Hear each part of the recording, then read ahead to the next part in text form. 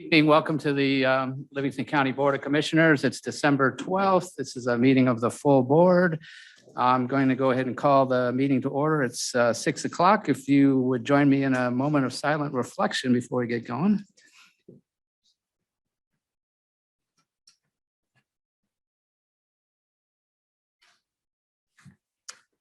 All right. If you would stand and join us in the Pledge of Allegiance. I pledge allegiance to the flag of the United States of America and to the republic for which it stands, one nation, under God, indivisible, with liberty and justice for all.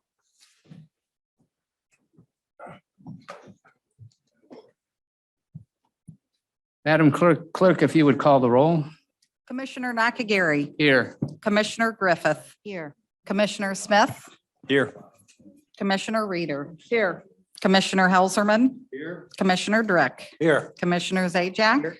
Commissioner Gross. Here. Commissioner Plank. Here. Quorum is present. Thank you. Item number 5 on the agenda is correspondence. This evening, we have one piece of correspondence from Eaton County. Looking for a motion to receive the correspondence and place on file. So moved. Support. Motion by Commissioner Zajac, support by Commissioner Griffith. All those in favor signify by saying aye. Aye. Opposed? Motion passes. Item number 6 on the agenda is a happy time for the county. We get to recognize some of our stellar employees, and I'm always honored to be able to be the person who reads the little information about the employees. So this evening, we have 2 employees being recognized. One is Mary Helfman, and let me get my piece of paper, my cheat sheet. So Mary Helfman is the Deputy Register of Deeds. She's been with the county for 6 years, and she is our internal recognition winner. And let me read what the person that nominated Mary Helfman had to say. On Friday, Mary worked with an elderly man who was trying to understand the directions from his lender. Mary exhibited patience and empathy while explaining what was being requested. Mary had to practically shout so he could hear her. She never stopped smiling and delivered incredible service. Excellent example of going above expectations to help.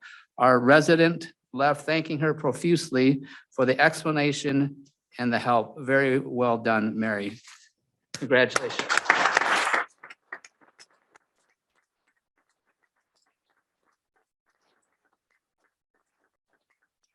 We have, after I introduce our second winner, I'd ask both winners to come up, and we have a certificate for you, and we'd like to get your picture. So our other employee is Catherine Heath. She works in the probation department. I don't know if is that district? Yes. District court. Okay. So this was a recognition from an external, a citizen of the county, and here's what he had to say. He said, "Thank you for being an exceptional listener and understanding on a personal, down-to-earth level, being caring, straightforward yet firm probation officer. Thank you." So that's quite an accomplishment to get your probationer to thank you for. So congratulations.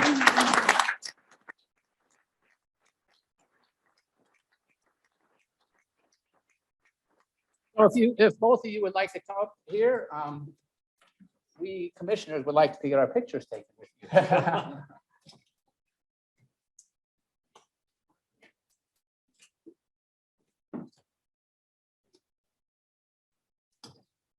Yeah.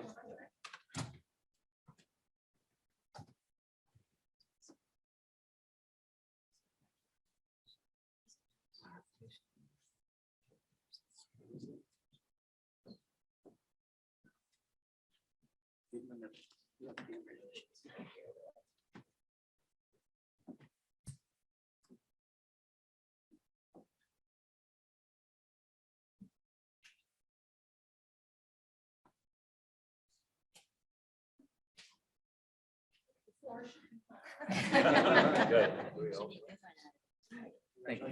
Thank you.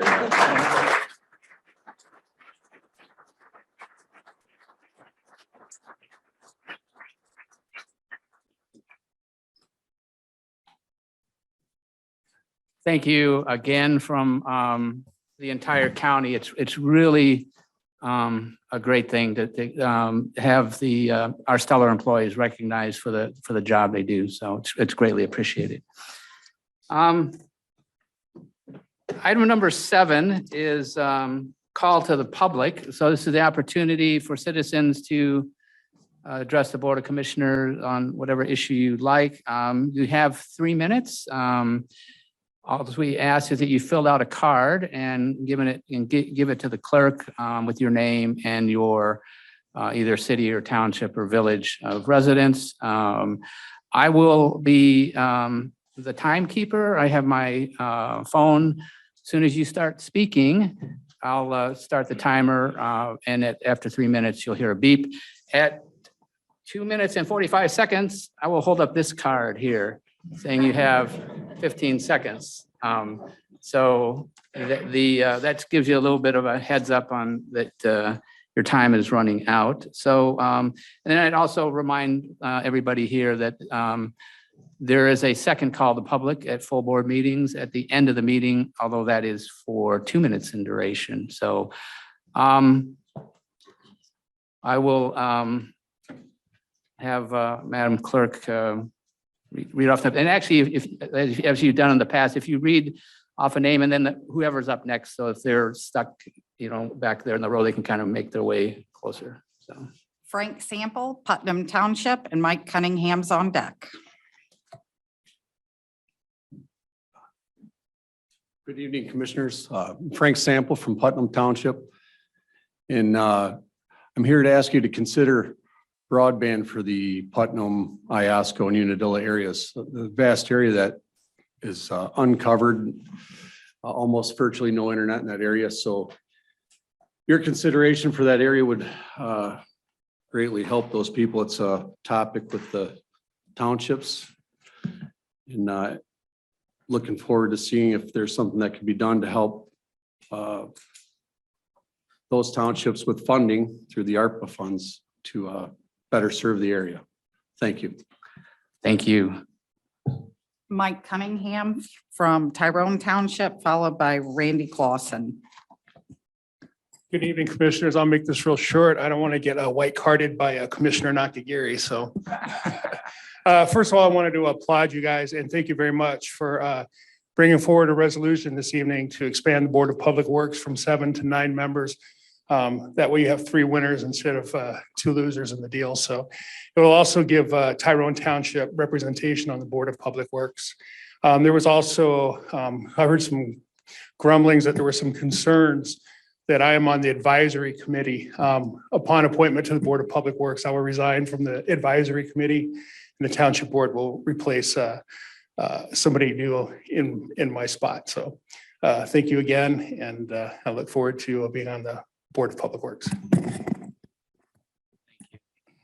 Randy Clausen from Howell, followed by Denise O'Connell.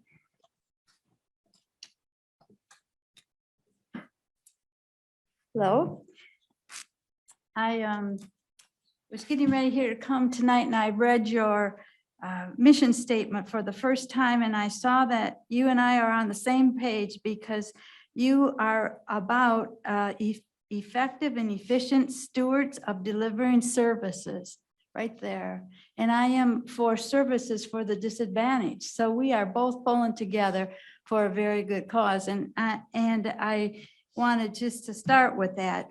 I'm here partly too to say thank you for your work in 2022 because it was only in 2022 when I started coming to commissioners meetings. And wow, I have had my eyes open for all that happens here. And so, and some of it isn't very pleasant to commissioners. I was just shocked. So I appreciate that and thank you for your service. But I also want to say goodbye to those of you who are not going to be here.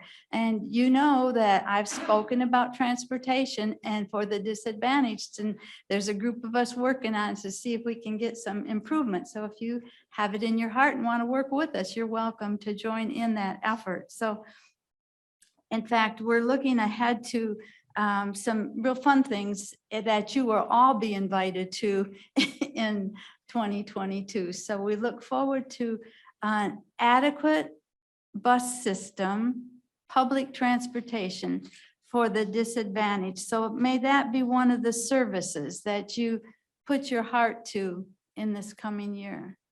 24% of the people in Livingston County do not have enough money to make ends meet. Now, if they had public transportation on a regular, adequate basis, then some of that money that they're spending to keep those old cars running and could be used for family and medicine and all those kinds of things. So that public transportation is like one of the best services where you can be effective and efficient in delivering services. So keep that in your New Year's resolutions. Have a best of holidays to you and your families. Thank you. Denise O'Connell, followed by Kate Lawrence.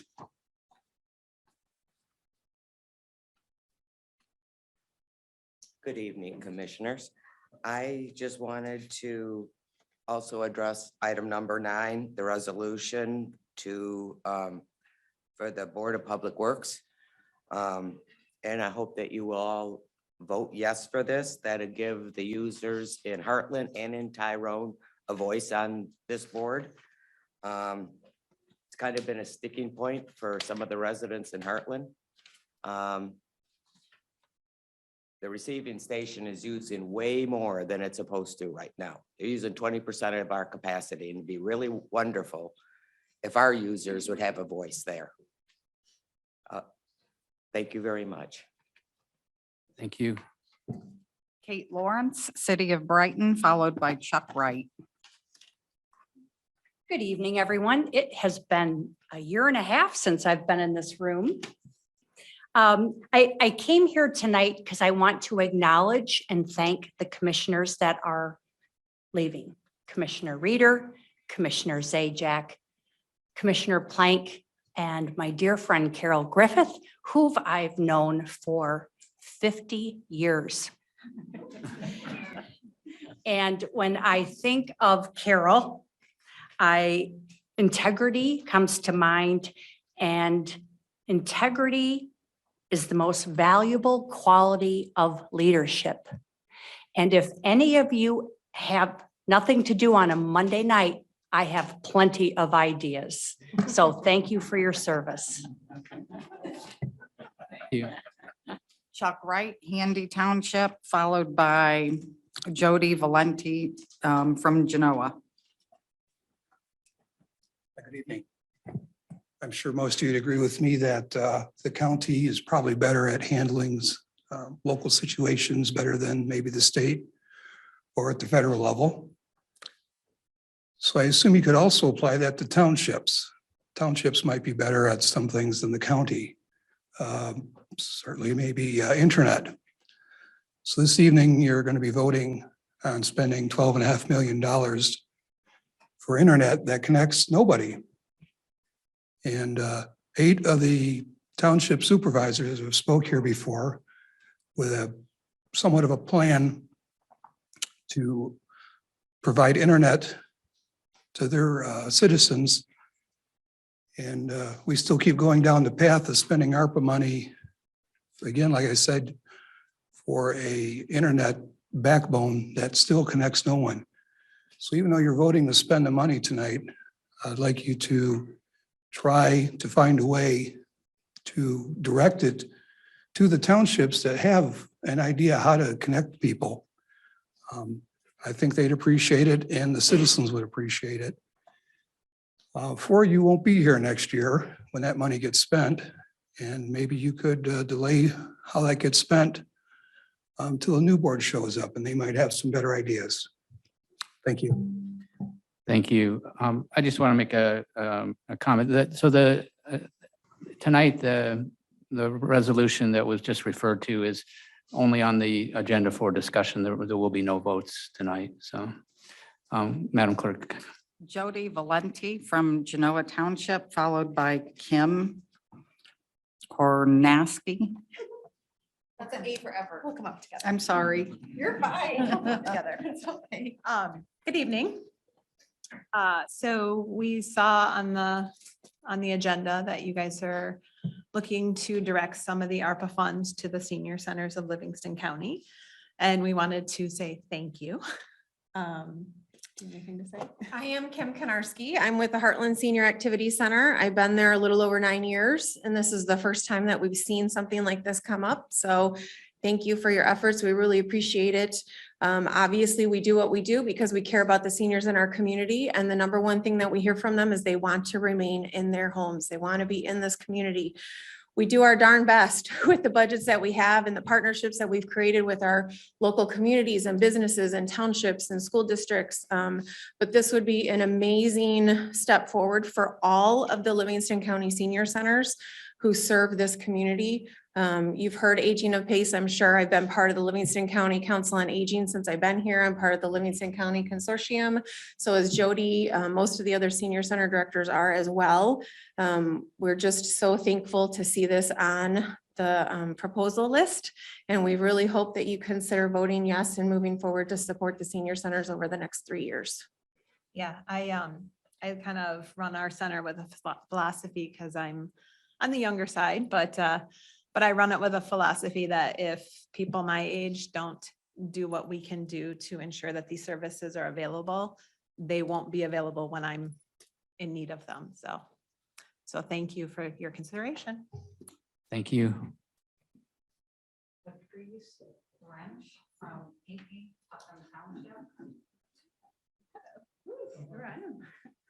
Hi, I'm Patrice French and I'm from Putnam Township You Senior could Center. have a seat and speak into the mic, so then people on Zoom can hear you. My first time here. Hi, I'm Patrice French and I'm from Putnam Township Senior Center, and that's in the west end of downtown Pinckney. I service seniors that love getting together, doing things. They come in, they just want to talk, and I'm excited about some extra funds, so maybe I can take time out and spend time just talking with them. It's their home away from home. And I love what I do. And as you heard the two ladies, it's really important for the seniors. They're aging, and we appreciate you approving some funds for the centers. Thank you. Thank you. Judge Michael Hattie, followed by Brian John Kier. Thank you, sir. Greetings, Michael Hattie of Brighton Township. I have a couple of things. First, I want to thank the commissioners who are retiring.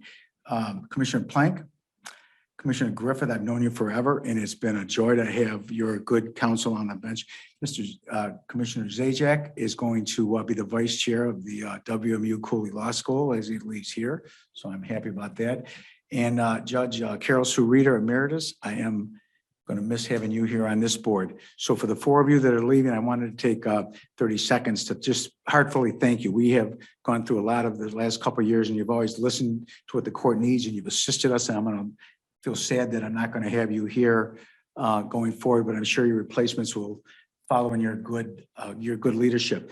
The reason I'm speaking though is Catherine Heath.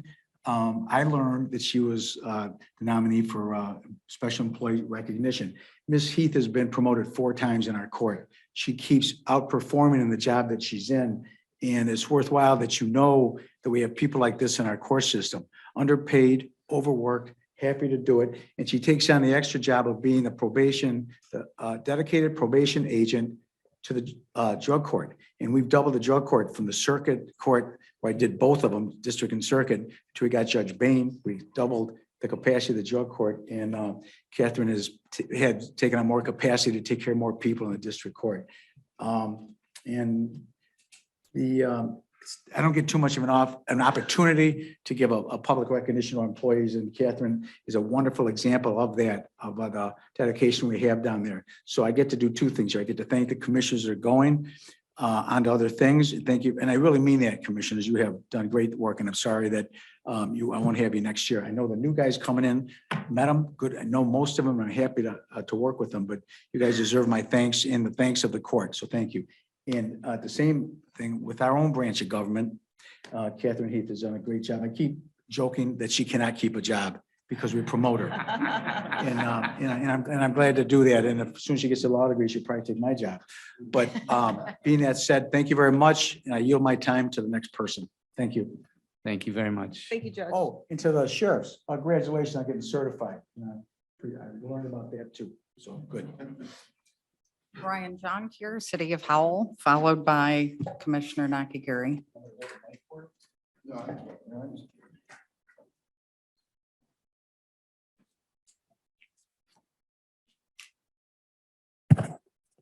This is the first time ever I can't sit down and I had 50 people offer me their seats. Basically, everybody except the sheriff.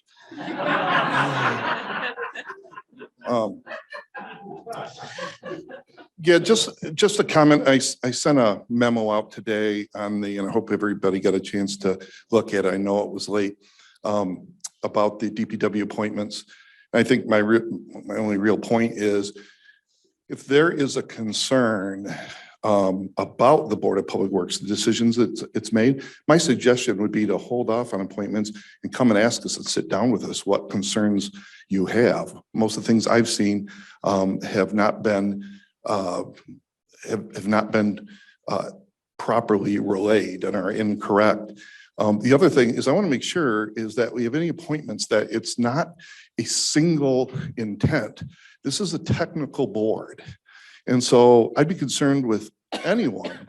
And I love you to death, Mike. Now that I can't walk, you might be able to push me around finally. But anyway, Mike would be a great addition, but my main point is that if you're going to change it, do it for a reason. Do we need more expertise? When we first built the project, we had some, especially from Tyrone Township, I didn't want to have anything to do with managing it. And I knew the problems that would cause. So I wrote in this advisory board. And in the 15 years or so that we've been online, the Board of Public Works has never once, I don't believe, ever turned down a request or voted against that advisory board. So it's a very important part of our deliberations, and it's not insignificant. So if we replicate the advisory board on our Board of Public Works, then we might as well get rid of one of them because then it doesn't matter. I just want to make sure that it's done for the right reasons. And if there's concerns by this board, then by all means, let's have a sit down so we can answer any of those concerns. Thank you. Thank you. Wes Nakagiri, Heartland Township. That's the last card I have then. I'll start the timer. So I wanted to touch on two issues. One, I had an opportunity to be part of the recount for the Heartland School Board as a representative of Mr. Keller. I was very impressed with the procedures and the process that was established by our County Board of Canvassers and our clerk's office. It was awesome. As somebody who looked at numerous ballots, looking over the shoulders of election workers, and it takes a lot of concentration. Somebody said it best when they said, this is kind of like watching paint dry, but you got to pay attention. And but it was truly an eye-opening experience. I came away with a very favorable impression of the election structure that we have here in the county. And I would thank the clerk and her staff and the canvassers and all the workers. A job well done. I also had the pleasure this weekend of seeing one of my fellow commissioners at a social event. I found out that Commissioner Helserman and his wife are singers. And they were singing in the choir for Handel's Messiah, an event that was slated to be canceled, because of lack of funding this year. But you know what? The citizens of Heartland and there were persons on the library board because the library donates the music hall. They worked furiously in a very short period of time to get the money together, to get the staff together, and it was a wonderful event. And like I said, it was wonderful to see my fellow commissioner singing bass, and his wife was singing alto. So anyway, that's all that I wanted to share for this evening. And I didn't have to give myself the white card. So so we'll go to Zoom and allow folks from Zoom to chime in. And I see we have a hand raised for Sherry LaRue. So if you give us your full name and township, you'll have 3 minutes. Hi, can you guys hear me okay? Yes. Okay, the computer went nuts and I'm on the phone. This is Sherry LaRue. I live in Green Oak Township, and I want to say, first of all, Merry Christmas to everyone. And I want to address something. I've been participating in every single commissioner meeting, subcommittee meeting for a year and a half now. And I've heard repeatedly that this Board of Commissioners is a conservative Board of Commissioners. Now, I'm not sure what that means, because being a conservative is an individual thing for each and every person. But also in that process, I have watched this board battle CRT and DEI at the Metro Parks with a letter of understanding between us and MSU Extension, having to remove that verbiage. It was also discussed when the decision was made to use Sparrow Hospital and that contract for coroner services. Not that that matters anymore, because U of M swallowed it, but there's that. So I've watched this board stand tall against DEI and CRT. I've also worked alongside parents throughout this county and employees throughout this county to battle against this in our schools and at our employers. So it's very, very important. Now, when you look at these ARPA funds and you look at tossing the federal government credit card to organizations such as the United Way and the Salvation Army, both of who promote CRT and DEI. Again, the underlying why you're doing it, I get it. I won't dispute that, but that's lazy. That's lazy. If you're going to stand tall against DEI and CRT, then stand tall, be immovable. I personally don't give my money to those organizations because of those philosophies that they have incorporated into their organization. But Yeah, I 15 firmly seconds. believe that you render unto Caesar that which is Caesar's. And so therefore, my tax dollars have been rendered unto Caesar, and Caesar's going to do what he wants with them. I remain a resident of the kingdom of God. Thanks, and Merry Christmas.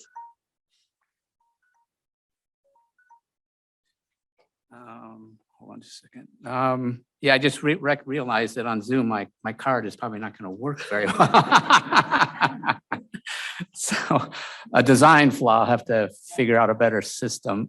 So next up is Renee Baumgart. If you give us your full name and city or township, you'll have 3 minutes. Hi, can everyone hear me?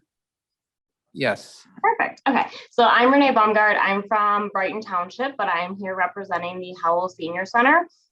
I was literally just about to tell you, I was like, if I go over, I can't see your little card. So what am I going to do? But it works out.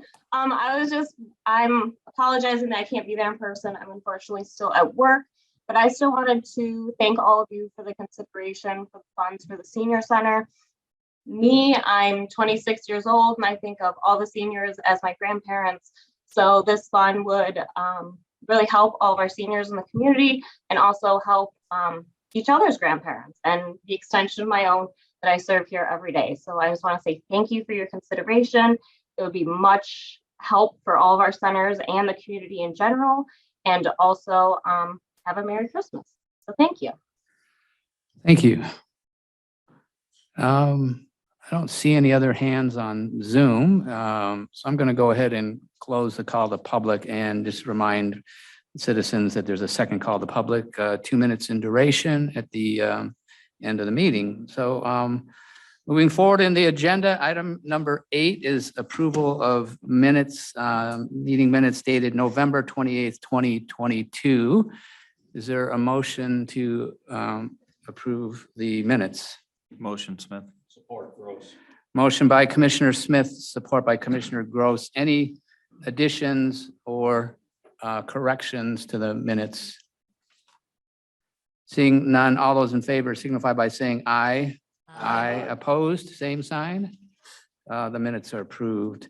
Item number 10 is approval of the agenda. Is there a motion to approve the agenda? So moved.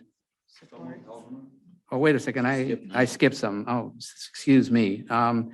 So actually, we're, item number 9 is tabled items from previous meetings. We have resolution 2022-11-179. It's a resolution approving appointments to the Livingston County Board of Public Works. So looking for a motion to remove from the table. So moved, Plank. Motion by Commissioner Plank, support by Commissioner Hauserman. Any discussion? All those in favor of removing from the table signify by saying aye. Aye. Opposed, same sign. It's removed from the table. Now looking for a motion to open discussion on 2022-11-179. Is there a motion? Taking off the table, isn't it right where it was before? Yes, so it's the same resolution that was presented last meeting, so. Or are we just ready to discuss it? I believe procedurally, we need to have a motion so that we can open discussion. So we took it from the table, now we need a motion to open it. Second, Rick. Motion by Commissioner Helserman, support by Commissioner Drick. Is there discussion? The no commissioner discussion.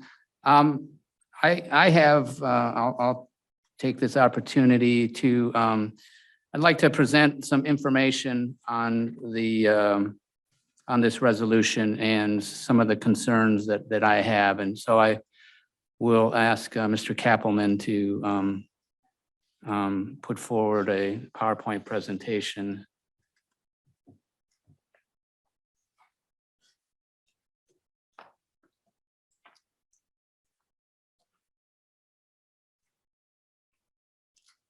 So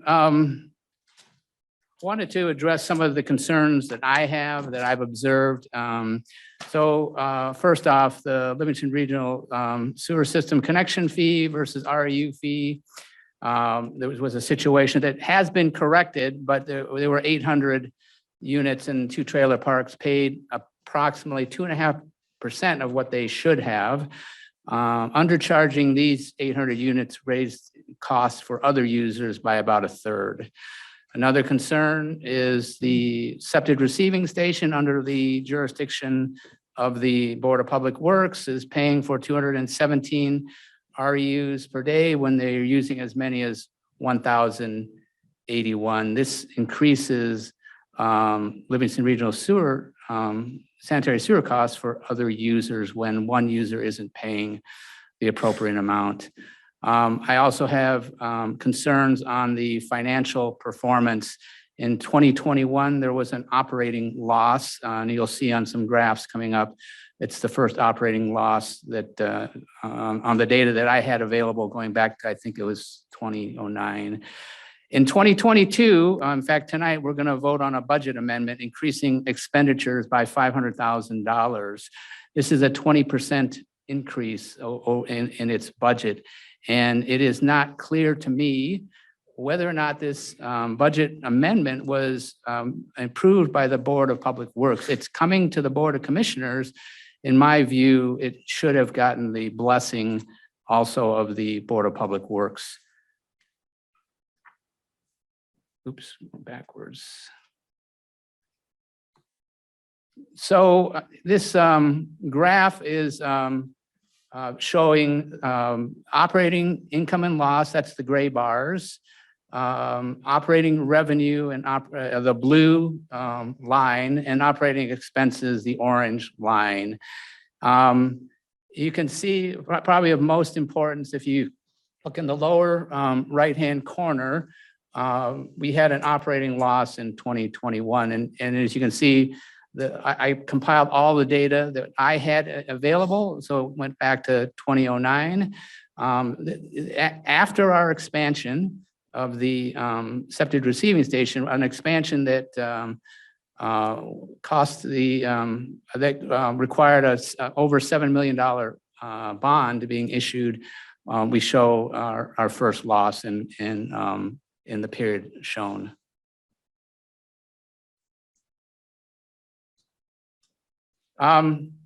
The operating loss, some might say, well, you know, you take into account depreciation, and depreciation really isn't a cash outlay. So I wanted to look at cash flow, which is revenue minus expenses. So the blue line is the revenue line and the orange line is the expenses. The cash flow is shown in the red bars. I've pointed out, if you compare 2021, where our cash flow, this was just last year, was $624,000 to the good. We had that same cash flow, actually a little bit better back in 2013. What is important to recognize, though, is that that cash flow that we had in 2013 was obtained with revenues of less than $1.1 million less revenue today. It is a symptom of our expenses have risen at too high of a rate. This graph shows operating income or loss on the blue bars, and then the orange line is percent of design capacity. So the operating plan that was submitted way back when the septic receiving station went online, the operating plan submitted to the state of Michigan said the flow capacity was 24,445,000 gallons per year. So you can see back in 2011, first year I had flow data, we were at 44% of capacity.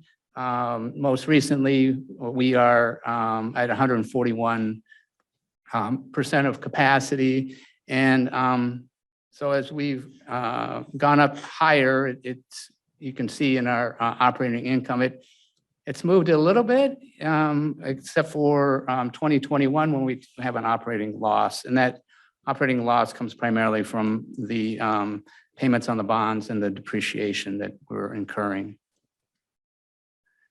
I want to point out on the same graph, this area in green, the years 2013, 2014, and 2015. So in a period of time where our flow was at between 70 to 90% of capacity, we had operating income of around $500,000, $600,000. So at significantly lower flow than we have today, where we're at 141%, flow capacity, our operating income was significantly better, favorable versus unfavorable today. It has been said that the flow that we are taking in, and by the way, I want to mention that about 1/3 of the flow comes from Livingston County residents. The other 2/3 comes from outside the county. The claim has been made that, the flow coming in from outside the county gives us the volume to keep, to save our residents money. And I challenge that assertion, because here is our, the blue bars are cash flow from 2011. The orange bar is the fee that is charged to septic haulers, which in turn is passed along to the users. The fee has remained steady over the years. So in terms of the net benefit to our residents for taking in out-of-county flow, I challenge the assertion that it's been beneficial for our residents. In a recent meeting, I asked the question, why wouldn't we charge out-of-county folks higher fee? That's a practice that I've seen done in other septic receiving stations. I've read through many operating plans that are required to be submitted to the state of Michigan. They post them online. It was asserted that we don't know which hauler tanks, trucks come from in-county and out-of-county. I challenge that assertion, because every load of septage has a manifest, and it is a state law that you have to list the origin of the material.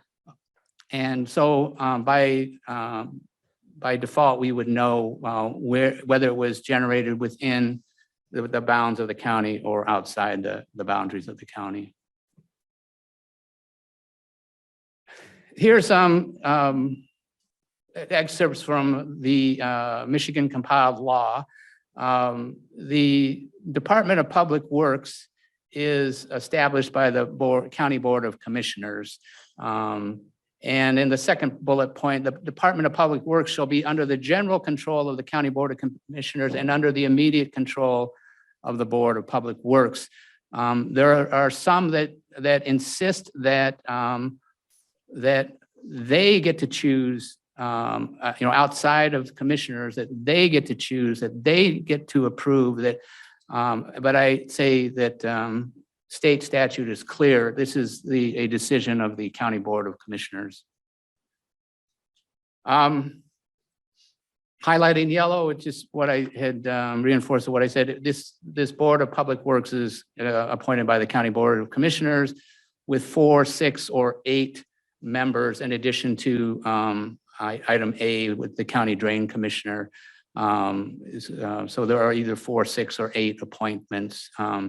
And the Board of Public Works, importantly, shall be considered an agency of the county. And that means that they receive their direction from the County Board of Commissioners.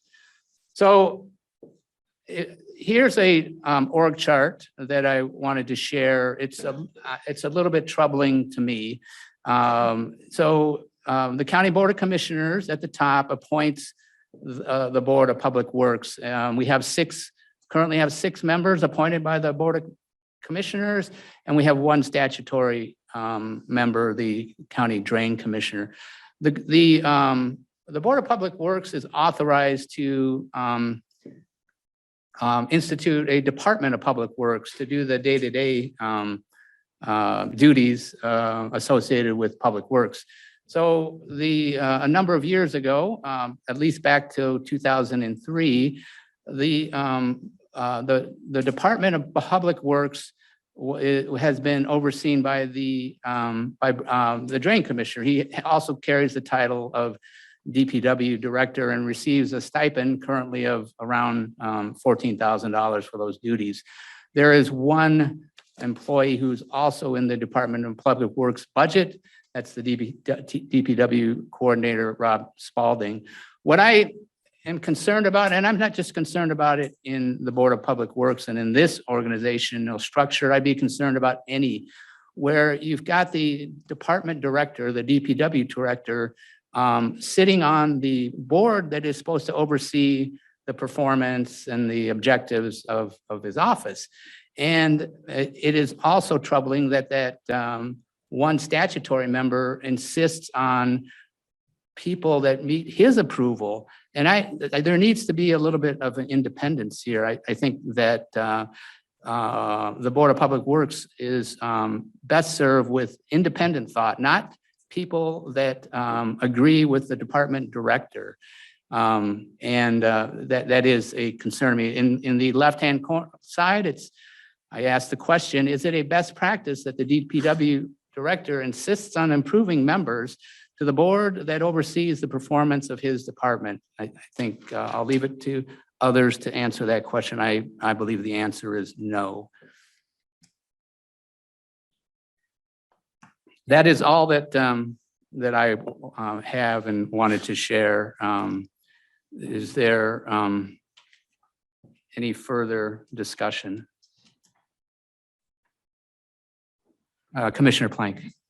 So thank you for the presentation, and I didn't get a chance to look at that before this meeting, or I would have probably put together a list of questions and made some phone calls to ask some questions to help me understand some of the information that you presented. You know, the first thing that was kind of going through my mind as we were looking at the numbers were there grants, you know, was there missing information? Like, was the department not receiving grants that they typically do? Has that gone down, gone up? I'm not sure. You know, we've been making large payments to MERS, and I'm wondering, was there any contributions made to that from that department? So as we're looking at those numbers, those kinds of things were going through my head, and I don't know if you have the answers to that, but that would be interesting to know.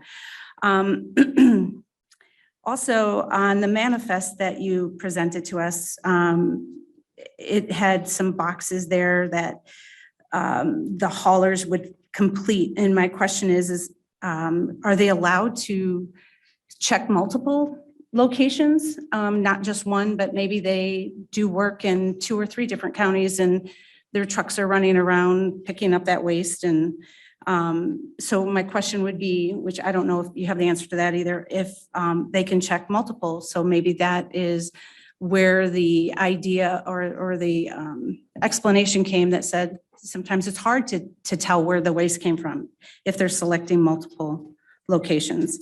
The next thing that I want to address is a decision to appoint members to any board should not be made in a vacuum. Input from current board members of that board, input from stakeholders that have something to share with us that we don't know because they're there and they're directly involved with those boards. I think and I think they know that they're not picking the people, but if they're sharing with us who they believe has done a great job, went above and above the call of duty and spending a lot of time trying to do the right thing for those boards, and I'm talking every board. That's valuable information. What's also valuable is information about, hey, this guy just moved from California, is coming in and we're wanting to appoint him because he's a friend or a buddy or whatever. You know, I just feel like the input is very, very, very important. And the decision is ultimately this board's decision to make, right? With or without that information. So I don't believe that there's anything in the rules, the statutes that say you cannot go out and ask information from these different people, these stakeholders. So I don't think that, and it kind of felt implied. Brian's trying to pick and choose who he wants on the board. I believe that we count on him and we count on all the people that are involved every time we appoint someone for information that we're not privy to. So that's my input. And I really hope that the board next term revamps that whole appointment resolution, because we did, and I don't think it's the best outcome for everybody. And so I'm really, really hoping that those that are in the room that are going to be joining the board sort of understands, or at least ask some questions about what went wrong with that resolution, what went right. And you guys try one more time to right size it. And I know Commissioner Helserman was, I'm going to use the word butthurt over the resolution because he didn't like it. And he saw the future and he saw, I think, kind of the problems that we've had with it. So I'm really, really hoping that that this board next time fixes that resolution. That's all I have. Thank you. Thank you. I'm going to take the opportunity to answer some of the questions raised by the commissioner. With regards to grants, there are no significant grants. There were grants in the past in the tens of thousands of dollars. But in my opinion, they are an insignificant part of the whole financial performance. With regards to checking multiple boxes, I am not certain if you can or cannot, but when we know that 1/3 of the flow comes from Livingston County and 2/3 from out of county, we must have the data to know that, that there's in county and out of county septage. With regards to input from boards, I think it is important to have input from boards, but what troubles me is I can share with you when we had the Veterans Committee appointments, the director of the Veterans Committee was very careful to not opine on who gets to be his boss. It is just inappropriate to say, I want these persons and they're going to be overseeing my department. I can tell you that the director of the Veterans Committee was not going to opine. It is inappropriate. And I agree with that perspective. So I would ask if there's other questions from commissioners. Commissioner? A little bit about it. I think that we're kind of going far afield with Commissioner, we cannot hear you on Zoom. okay, is that better? Yes, thank you. Okay, because the resolution before us is about appointments. And we're talking about other things besides appointments here.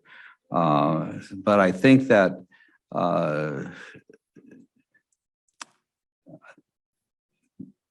Brian is a member of this committee. As a member of this committee, he has the right to put his oar in. He does not have to be the director of this committee. I guess that they could elect someone else to be the director of this committee. That's not a given. But I think that the reason why we're adding some more people is we want some more input into this. And hopefully that will, in my mind, we should decide to, I think we decided that we wanted to add these names and I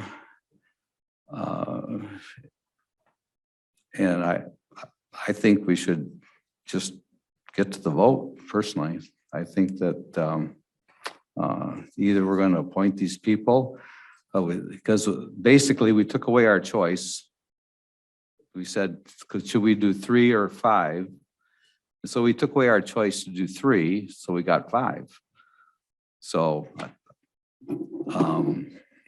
I don't know if I'm out of order to call the vote, but it seems to me that we've done enough discussing on it. From a procedural standpoint, the resolution that is in front of us is the resolution that was initially proffered, which has 3 members, that we were going to choose 3 people. I have drafted a resolution that captures, expanding the Board of Public Works from 7 members to 9 members, and to appoint all 5 people that names were placed forward. So So we have to amend the resolution in order to appoint 5. yes, Okay. So yes. if you have the wording, I will move it. So. Yeah, Mr. Chair, can I please mention one thing? When this resolution was tabled, it was after it had been amended. Commissioner Helserman had amended the original resolution to include the motion to amend the resolution contingent upon request from the Board of Public Works to increase their membership from 7 to 9, with that consideration that we approve all 5 candidates contingent upon that. That motion to amend was made by Commissioner Helserman, seconded by Commissioner Gross, and the board approved that motion on a 9-0 vote. That is what was placed on the table, and that is what came off of the table. We do have Matt Nordford with us from legal counsel if he has a different recollection. no, you are correct. I have a pretty good memory, but it's kind of short. So so I stand corrected, and if there's no further comments on commissioners, we can I'll call for a vote. Mr. Chair. Can everyone hear me? Yes. So I just want to point out the final therefore be it resolved in the packet, which is on page 11 of your board packet, only lists 3 names for a 3-year appointment. So if we're going to expand the board to 9, I would offer the suggestion that you effectively would be another amendment, but you could have a motion for a substitute resolution if everyone's in favor of the resolution that the chair has brought tonight. Yeah, yes, I have language that I think meets muster. It essentially expands the board to 7, appoints all 5 people, and it has the language changes in the therefore be it resolved that Michael Cunningham, Jason Fowler, Pat Hole, Mike Ahrens, and Arthur McClear be appointed. So if the commissioners want me to read it, I will do that in its entirety. Otherwise, I am going to give a copy of this to the clerk, so she doesn't have to write furiously. Thank you. I think So- I should read it. Okay, so the whereas Act 185 of 1957, MCL 123.732 provides the Livingston County Board of Commissioners with the statutory authority to expand the Livingston County Board of Public Works from its current 7 members to 9 members. And whereas the terms of 3 current BPW members expiring on 12/31/22, the BOC needs to appoint a total of 5 members in order to expand BPW membership from 7 to 9 members. Whereas notice of the upcoming term expirations was published on the homepage of the Livingston County website from October 17th through October 28th, 2022. And whereas the chairman of the Livingston County Board of Commissioners has nominated the following candidates for appointment: Michael Cunningham, Jason Fowler, Pat Hole. Whereas the Personnel Committee voted on November 21st, 2022 to nominate 2 additional candidates as follows: Mike Ahrens and Arthur McClear. Therefore, be it resolved that the Livingston County Board of Commissioners hereby approve the appointment of Michael Cunningham, Jason Fowler, Pat Hole, Mike Ahrens, Arthur McClear for 3-year terms to expire on December 31st, 2025, contingent upon fulfilling to the sole satisfaction of all county background checks and background check requirements and verifications. Thank you. Mr. Chair? Yes, Mr. Norford. So I have no legal issues other than the statute requires staggered terms for the initial term. And we may be considering the 2 new as an initial term, even though they formerly had 9. I just want to offer that if everyone is on the same schedule, you may have a situation where all 5 are coming up at once that you may want to avoid. And what I would offer in suggestion is that for the 2 additional members nominated by the Personnel Committee, that one of those be for a 1-year initial term and then 3 years thereafter. And the second one be for a 2-year initial term and then 3 years thereafter. And that way you will have people on the staggered terms per the statute.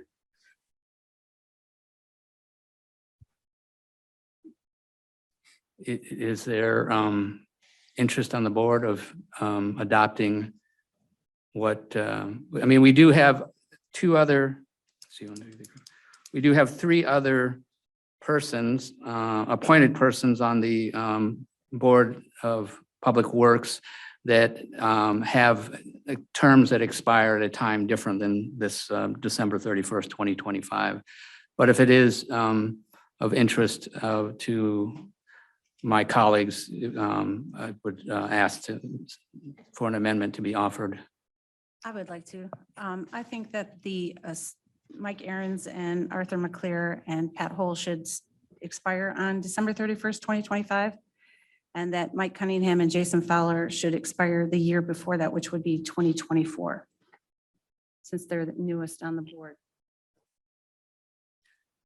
There's a motion to amend to have, is there support? I'll support.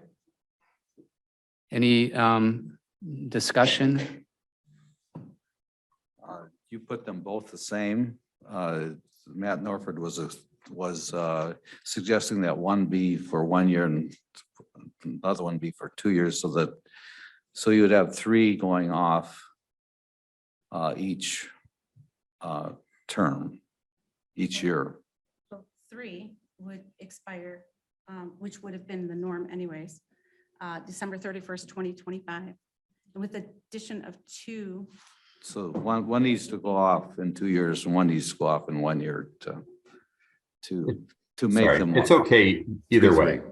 Yeah. Either way is fine. I just want to make sure that you had an understanding of the staggered requirement in the law. I believe that Commissioner Plank's amendment is consistent with what the law is requesting. Mine was just one example. That's good. Any other discussion on the amendment? I'm going to chime in on the amendment. I think the longer terms should go to the new folks. The existing members are part of the decision-making process that got us into the situation that we are at today.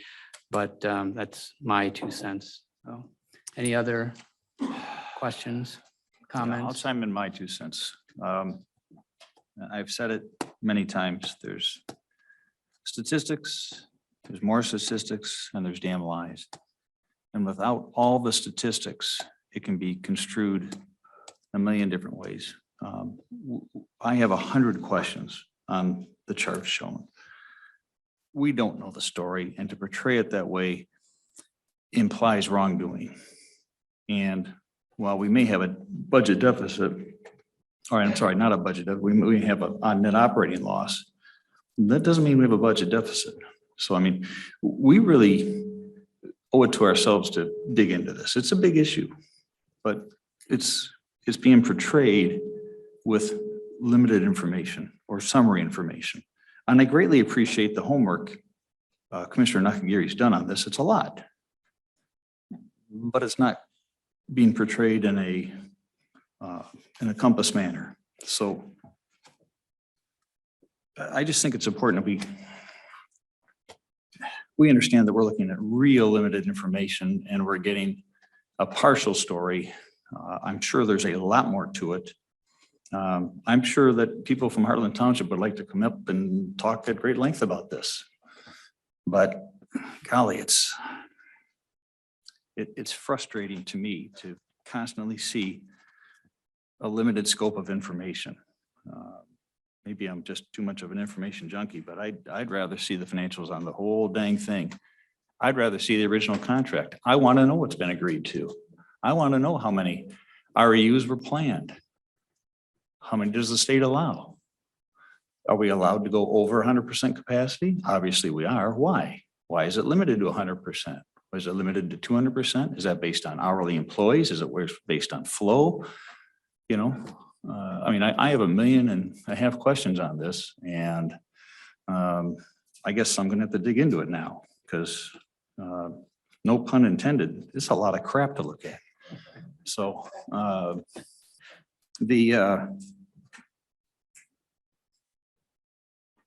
I just want to caution everybody to, you know, this is good work. Don't get me wrong. This is very good work. But it only led me to have umpteen questions. I got arrows flowing all over the place. Let me, if I may address Commissioner Smith's concern, because I think I'm a big fan of more information for commissioners and we make our best decisions. I want to let people know that I have chatted with Commissioner Drick, the chair of the Public Safety and Infrastructure Committee, who has jurisdiction over the septic receiving station and the drain commissioner and he has agreed to put on the agenda in the committee meeting on Monday, allowing Brian Jonkier or anybody he designates and Robert West, who I think are the two most knowledgeable people on this issue, to simultaneously address the board on Monday, giving both, you know, I would say all sides of the issue and let commissioners ask whatever questions they have. And so, you know, I am formally extending that invitation to the drain commissioner, and I'll reach out to Robert West and see if they'll join us on Monday, the 19th. Commissioner Gross. Thank you, Mr. Chairman. There's several issues that have been presented tonight that concern me.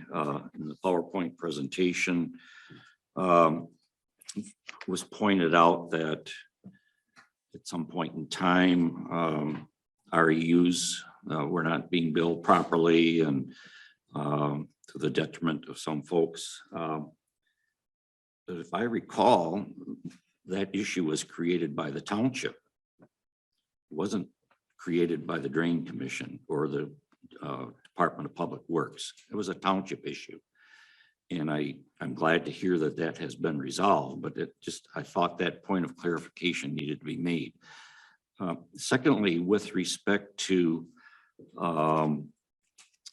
the tags indicating where the seepage is coming from, that the haulers are supposed to have, has anybody asked the question, you know, is there any data available?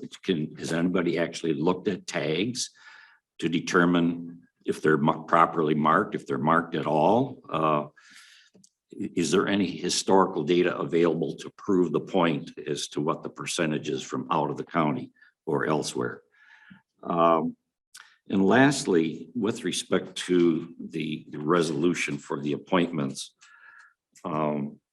the point has been made that the Drain Commissioner, Director of the Department of Public Works, has insisted on certain members.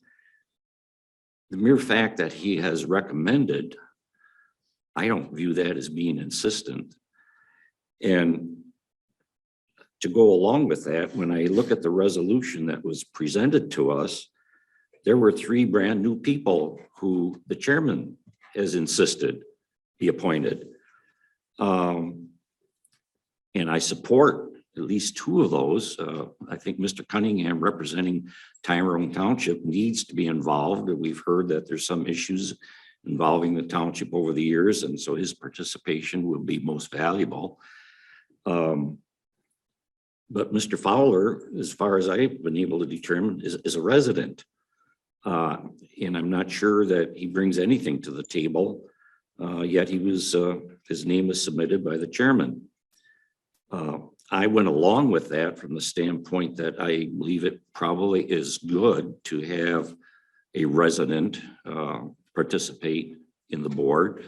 A different approach to things, being able to ask dumb questions, if you will. Although I believe there is no such thing as a dumb question, but that's neither here nor there.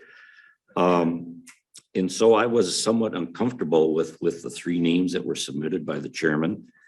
And I believe myself and others involved in the personnel committee suggested expanding the role, the membership to 5 to include Mr. Aarons and Mr. McClure, who have been very valuable members of that group for a number of years, a significant number of years.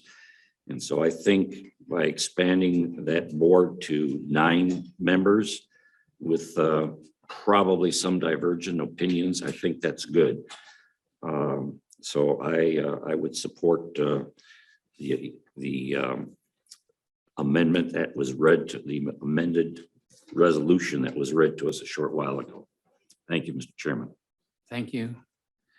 So what was read to you is what has also been further amended, just as a reminder, having Pat Hole, Mike Aarons, Arthur McClear for 3-year terms, and Michael Cunningham and Jason Fowler for 2-year terms. So that's the amendment on the floor right now. And so is there any other discussion regarding the length of the terms before we vote? Commissioner Plank, can you clarify that? I believe I have the incorrect initials. Who were your 3-year term, or the 3 expiring December 31st, 25? Could you clarify those? Right. Arthur McClear and Mike Aarons for 3 years, and also Pat Hole for 3 years. Okay, And thank then you. Jason Fowler and Michael Cunningham for 2 years. Thank you. Any further discussion before we vote on the terms amendment? All those in favor signify by saying aye. Aye. Opposed, same sign. Aye. The motion or the amendment passes. So now we are voting, unless there's further discussion on the amended resolution. Commissioner Zajac. Just a quick question for the clerk, just to be clear, are we, was the amendment inclusive of Commissioner Nakagiri's reading, or was it just an amendment of what was brought off the table? My understanding is it was an amendment to the motion that was read by Commissioner Nakagiri. Is that correct, Commissioner Plank? Okay. Thank you. So actually we're still working on the amendment because mine was amending the language of what was brought off the table. So, and I'll give you a copy of this so you don't have to write. Any further discussion on that amendment? All those in favor signify by saying aye. Aye. Opposed, same sign. Amendment passes. So now we need a vote on the full resolution. Any further discussion? All those in favor signify by saying aye. Aye. Opposed, same sign. The resolution passes. Yeah, I'll give this to the clerk. Just bear with me for a minute.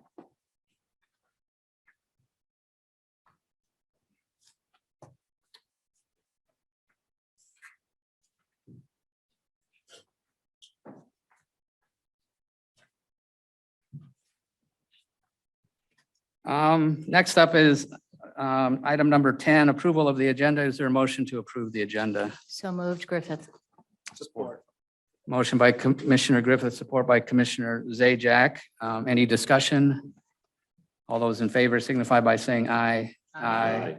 Opposed, same sign. We have an agenda. Item number 11 is reports from commissioners. Are there any reports from commissioners this evening. Commissioner Reader. Thank you. As you all know, I'm not going to be returning next year for 2023. I don't plan to disappear, however. These last 2 years have indeed been an education for me. Having served for 12 years as a judge, I became ingrained in being nonpartisan, and that hasn't changed. If anything, it's more important to my decision-making than ever. I've always had opinions and biases, just like everyone else, such as holding that we should treat people with kindness and respect, don't hurt animals or children, don't hurt your fellow man, and other humanitarian concepts. Also, I despise people who lie. I also have political views, but was always able to see both sides to the argument and have encouraged debate under rules of civility.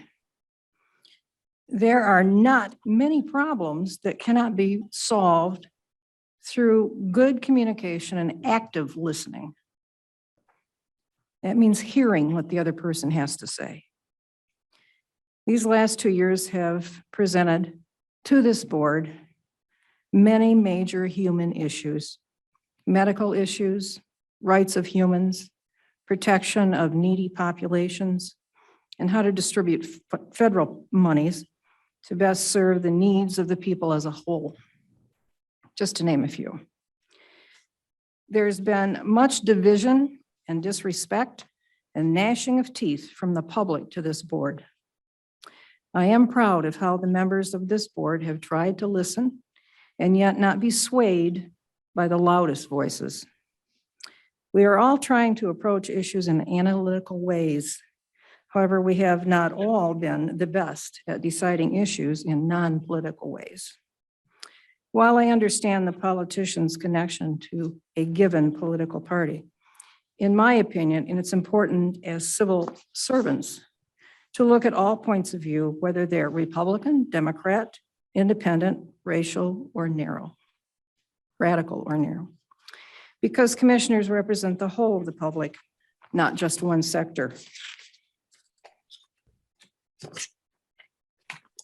I hope that the new board will be able to approach issues in a broad understanding of all the people of this county. Every one of our citizens deserves a voice, and this board owes it to each citizen to listen with an open mind. My Christmas wish for the new year is there be more of an open dialogue, keeping in mind we should all strive for world peace. After all, that is what every serviceman fights for, namely freedom and peace for us all. I'm a child of the 60s. Well, I go back a little further than that, but the 60s are what I remember the best. And I've lived through presidential assassinations, Martin Luther King, Bobby Kennedy, and countless others that have been caught up in war and civil unrest. However, it's the guiding words that ring in my thoughts that come from John Lennon. Imagine there's no countries. It isn't hard to do. Nothing to kill or die for, no religion to. Imagine all the people living life in peace. You may say I'm a dreamer, but I'm not the only one. I hope someday you'll join us and the world will be one. Imagine no possessions. I wonder if you can. No need for greed or hunger, a brotherhood of man. Imagine all the world sharing all the world. Imagine all the people sharing all the world. You may say I'm a dreamer, but I'm not the only one. I hope someday you'll join us and the world will live as one. Thank you for allowing me to serve you, and I look forward to doing new things in the new year. God bless each and every one of you, and I wish each of you a very happy new year. Thank you. Thank you, Commissioner. Any other reports? Commissioner Plank.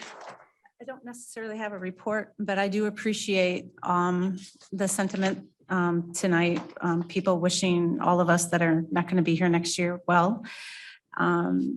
It was, like Commissioner Reader said, it was eye-opening to be a part of this for the last 2 years. I came into this thinking one thing and I'm leaving thinking something completely different. I was that person who was very skeptical of government, red tape, all of that.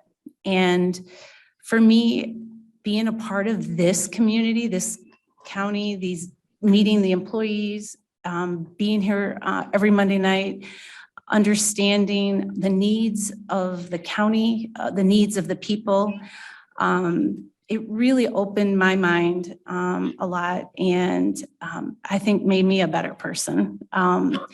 I also strive to not allow politics to play into my decisions. I know that there were times when things were presented before us and we had to make some tough decisions.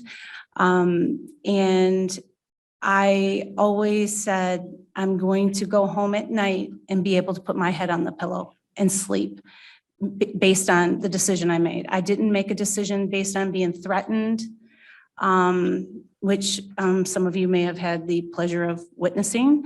I'm grateful for the time. I'm grateful for meeting wonderful people like Chris Toby and Nathan and Cindy and all of the elected officials. They're here, they're doing a really good job. And they're looking out for the people in the county. And we have the best public safety. I'm a big advocate of the EMS and transportation, public transportation, because as the young lady said who came up here who's concerned about public transportation, I too agree with her. We're all going to be there someday. We're going to need that extra help. We want to make sure that we can provide for those citizens as well. So my hope is that this board continues to look at that, find ways to help those in need with public transportation and support the EMS. Everybody can be taking that ambulance ride and you want the best of the best showing up to take you on that ride. So I hope that they continue to support the EMS and give them the tools, the resources they need to service our county. And I want to also give a message to, I see 3 of you are here tonight, that my hope is that you guys also will always do the right thing and try to take politics out of it. I've talked to each of you already, and I just really hope that you don't get caught up in a voting block or something like that. I really hope that you make decisions based on what you believe is the right thing for these people, not what's going to get you reelected or you think is going to get you reelected, because it really is, it's what you think is going to get you reelected. So please, do the right thing always. And I've enjoyed working with all of these individuals up here as well. We haven't always agreed on a lot of things, but that's the nature of it. There's 9 people sitting up here making decisions, not 1, not 2, but 9 people. So keep that in mind when you're up here next term. And just thank you for everything that you guys have done. A lot of you have taught me because I was completely green walking in here, not knowing what emotion was or anything. So, but I appreciate the time and the patience that you had with me. And I'm sure you guys have been coming in, learning a little. So, so I just appreciate the friendships that I've made, not just with some of the board members, but also with some of the people within our county. So thank you very much. Thank you. Any other commissioners? We also have a report from the sheriff and the Michigan Law Enforcement Accreditation Commission. So Sheriff Murphy, if you would take it away.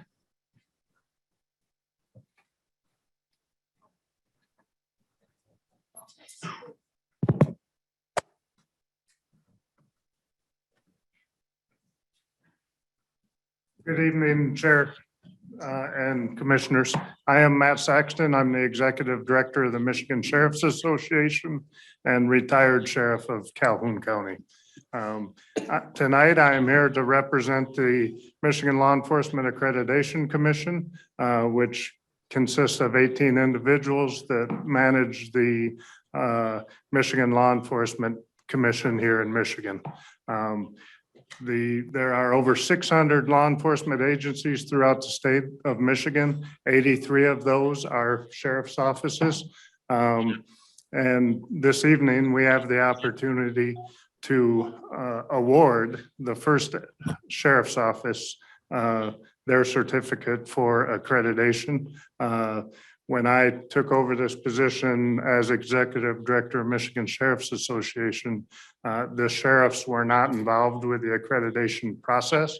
I initially, upon taking over the position as Director at Michigan Sheriff's Association, I reached out to Bob Stevenson, the Executive Director of the Michigan Police Chiefs Association, who started the Michigan Accreditation, Law Enforcement Accreditation Program. And at that time, Sheriff Murphy was Vice President of the Michigan Sheriff's Association and was one of the two sheriffs appointed to the Commission on Law Enforcement Accreditation. And now it's a great pleasure to be here this evening as Sheriff Murphy and the men and women that serve the 193 plus citizens here in Livingston County. The certificate of accreditation, but first, prior to that, I would invite Neil Rosso up here who is the current program director of the Michigan Accreditation Commission. Thanks, Director. My name is Neil Rosso. I'm retired police chief, spent 38 years in law enforcement, and it was a privilege for me to do that. But when the accreditation program was started, I now get the opportunity that's also very rewarding to come into communities and tell them that while they think their law enforcement organization is a good organization, I can tell you it's a great organization. Director Saxton touched on it a little bit. Of the 600 police departments in the state of Michigan, we have 54 that are accredited. The Livingston County Sheriff's Office is the 49th to become accredited and also the first sheriff's office to be accredited. Kind of a unique night for me because this will be my last presentation as a program director, and it's an honor to be here for the first sheriff's office. To try and explain the work that goes into this without being a minimalist, and I like to say, give a Reader's Digest version, which starts to date myself. I see a couple of smiles, so it's not totally unheard of. The idea behind law enforcement accreditation is no different than accreditation for schools or colleges or hospitals. The Michigan Law Enforcement Commission is a group that are close to the profession, but have set standards. We now have 108 standards that are national and state best practices that the Livingston County Sheriff's Office met. What has to happen, again, as minimally as I can tell you, those standards require written directives, almost all of them. So they had to go through all of the written directive system and create policies or procedures that met those standards. Then they have to gather these things that are kind of strange to explain, but they're called a proof. And that proof shows two outside assessors sent here by the commission that know nothing about the agency. It tells those assessors through those proofs that they're following the directives that follow the standards. And again, when I say there's 108 standards, that's a little bit of a misnomer too, because hidden in that are probably 450 things that they have to actually accomplish. So it's truly an honor to be here. When the Sheriff's Office's Michigan Sheriff's Association wanted to get involved, I thought that was a huge step for the MSA. At the time, the sheriff, he might have been the president of MSA, And there was kind of some discussion at that meeting who would be the first, and apparently he's a winner. So with that, again, it's a privilege to have been here. And with that, I'll present the President of Michigan Sheriff's Association to actually give the award to the sheriff. So thanks again. You have a good house. You have a good house.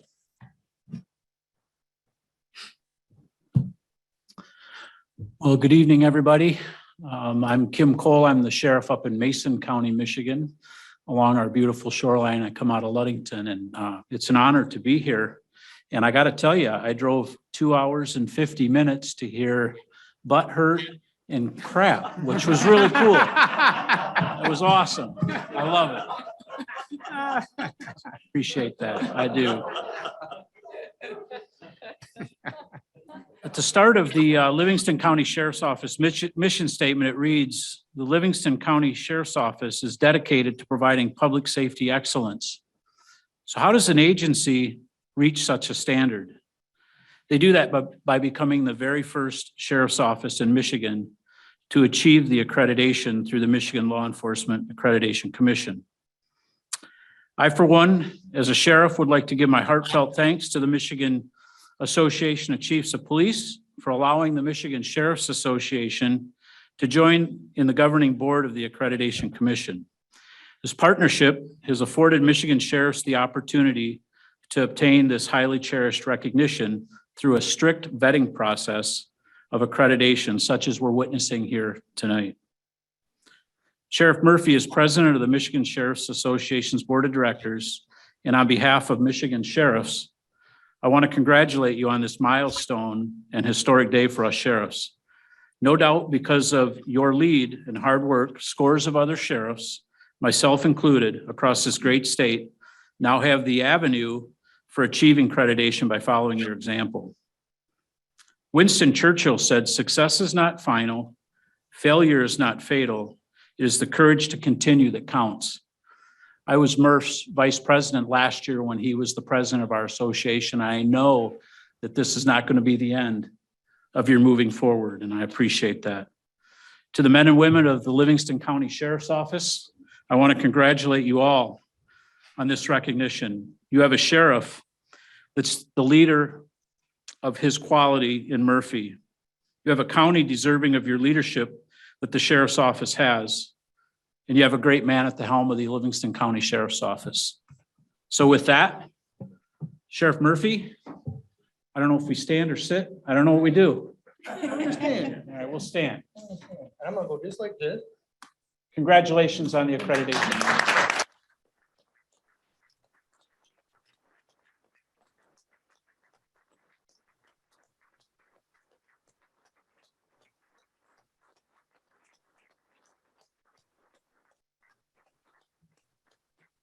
Well done. Thank you, thank you, thank you, thank you.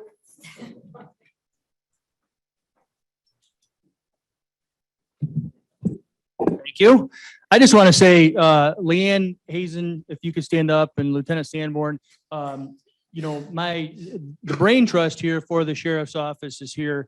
My name's on the door, but it's really, this is the team here that runs it, and it's a true testament to Leanne and Eric. They were the ones charged with this. So in addition to their normal duties, they had to take this on. And as Neil pointed out, it was a pretty heavy lift. Not a pretty heavy lift, it was a very heavy lift. So although, I appreciate the standing ovation, these are the folks that really deserve it. So my hat's off to all them and really the board. You guys have been great. I hope I never have a target on my back like some of the others maybe do, but and I thought the same exact thing. I thought, I just heard butt hurt and crack. So take that back to Mason County. Let your commissioners know that's where the bar is set, right? So anyways, on a serious note, thank you so much. Way to go, Murph.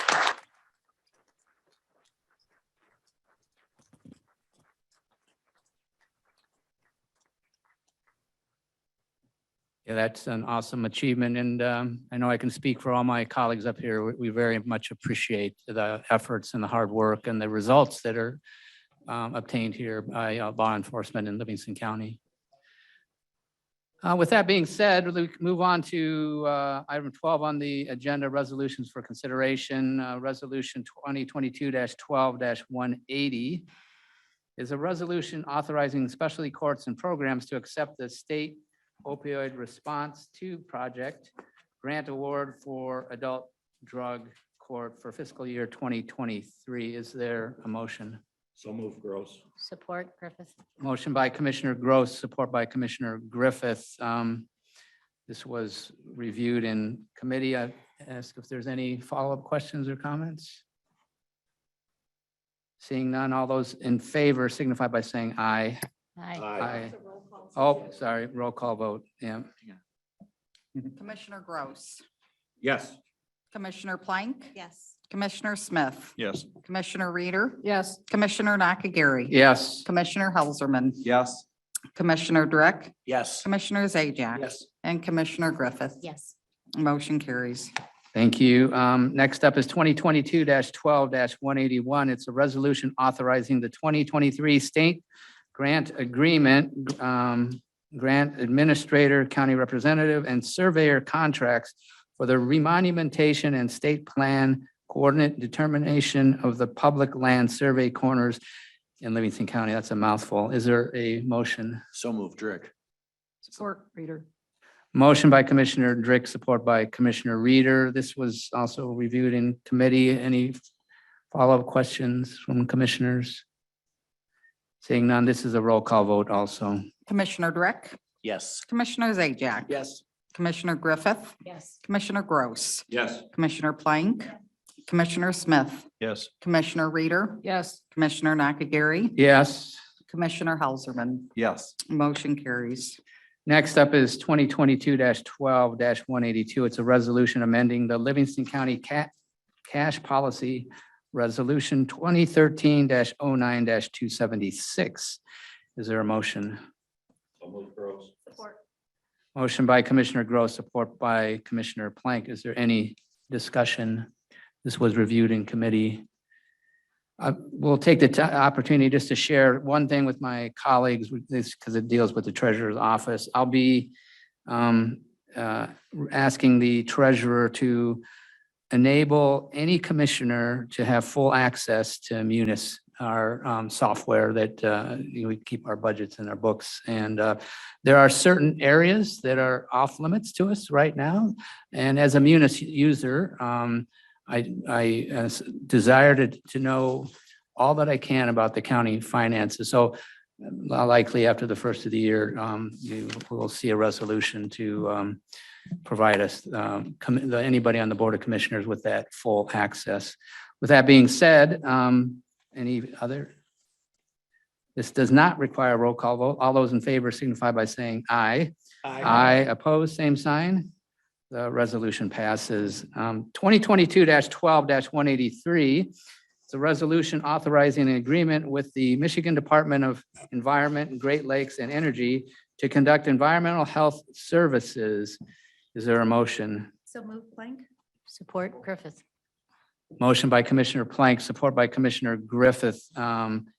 This was talked about in committee also, but are there any follow-up questions, comments? Seeing none, that's a roll call vote.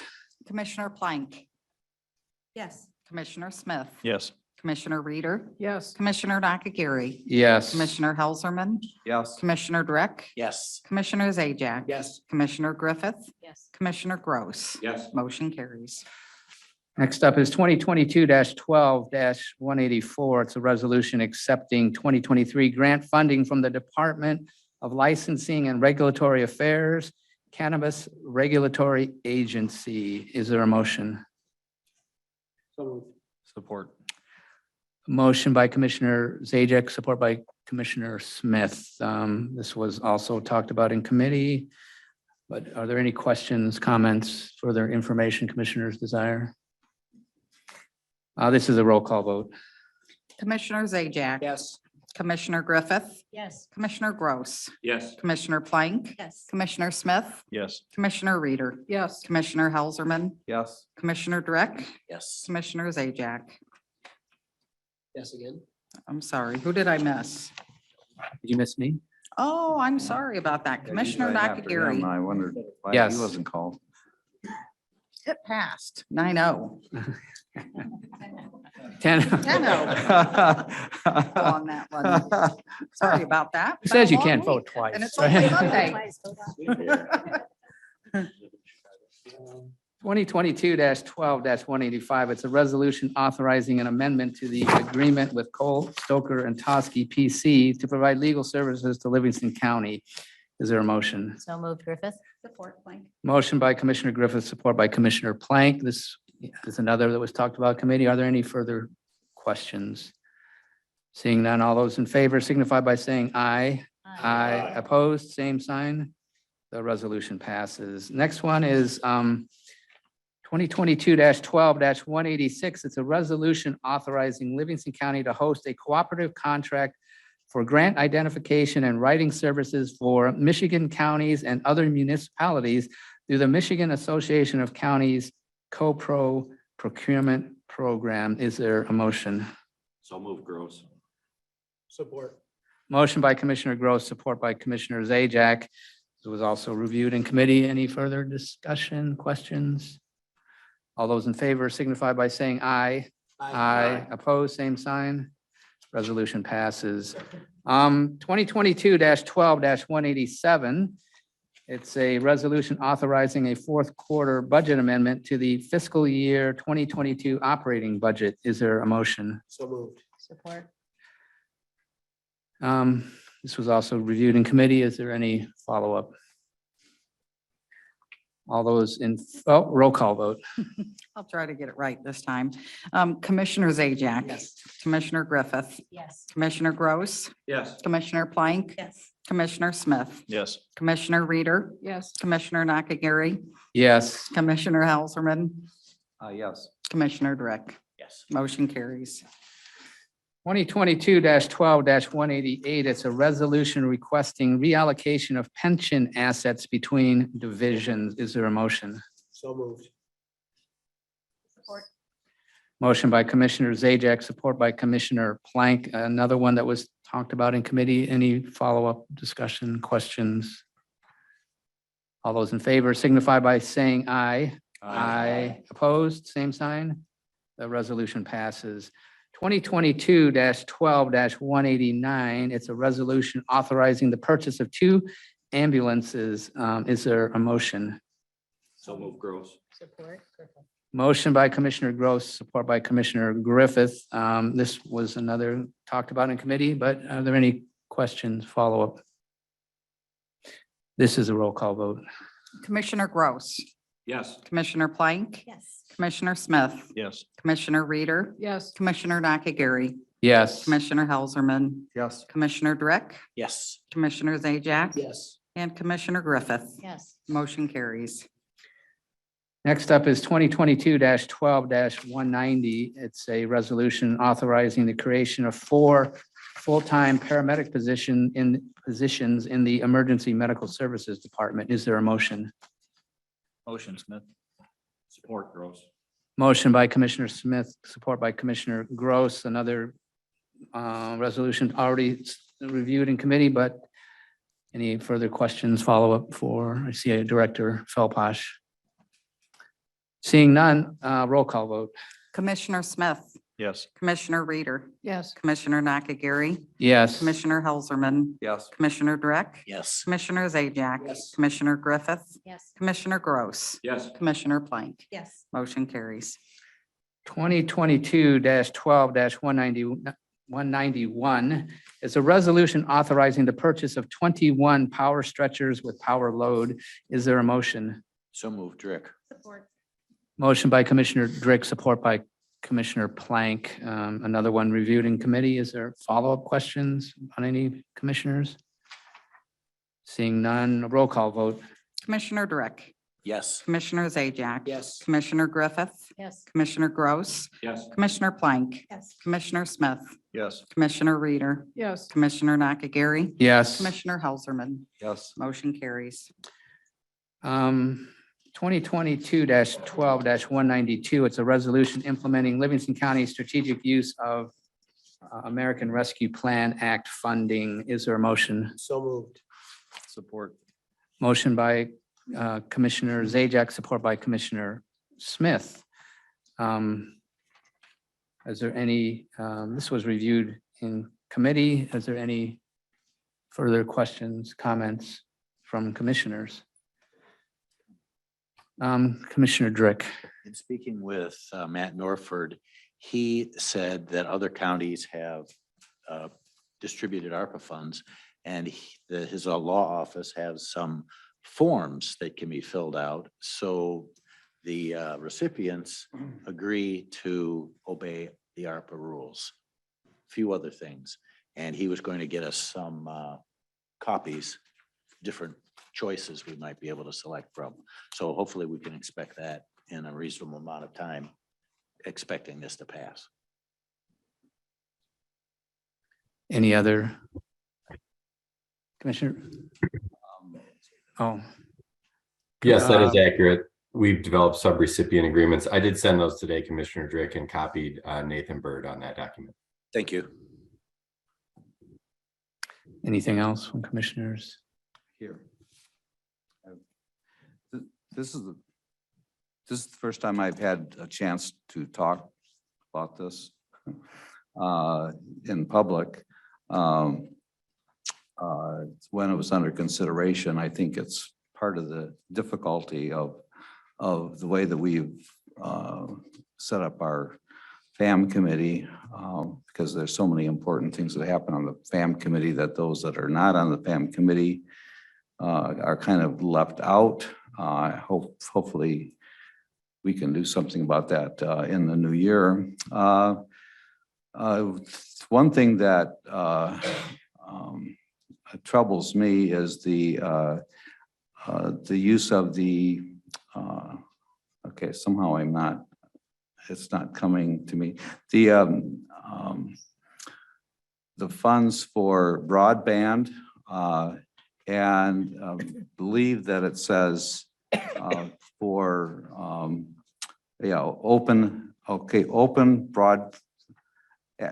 open access broadband only.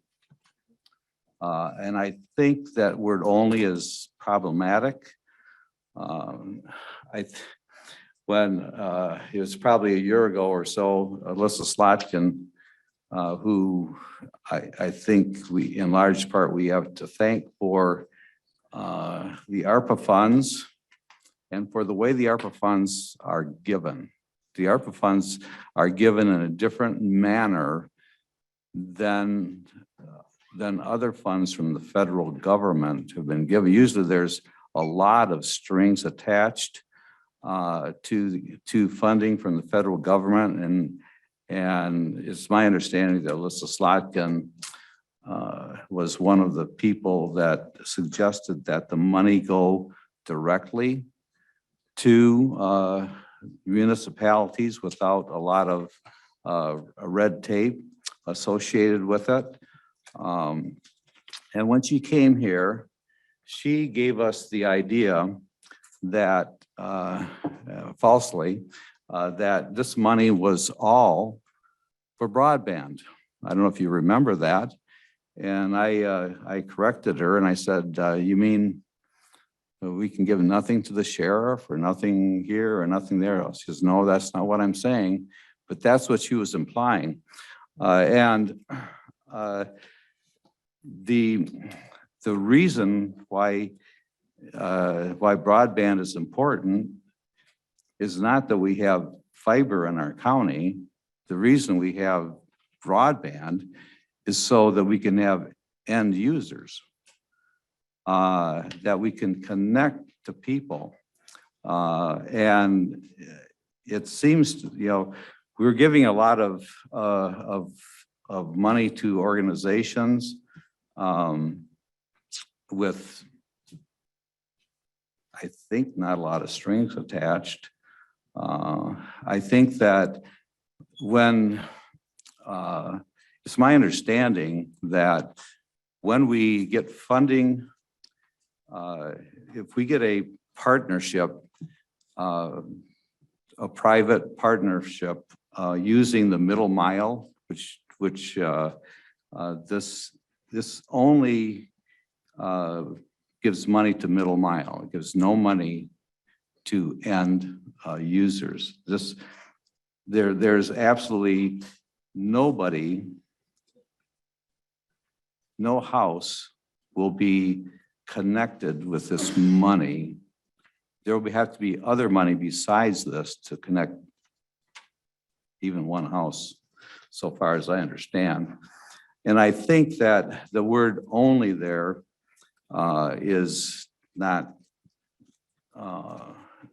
well thought out. I think that whenever we get a private partnership, the partner will ask to have a monopoly in the area that they're going into.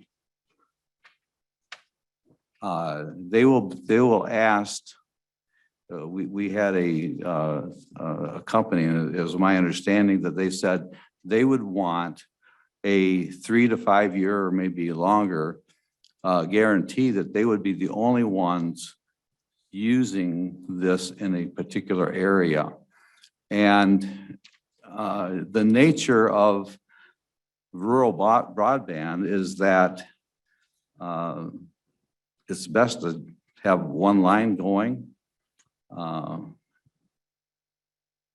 It's better to have one line than none. And I think that, first of all, we're not doing enough money towards the broadband. Secondly, I think that I favor more a pass through to our townships. We're giving a lot of money that's going to, be passed through without any oversight.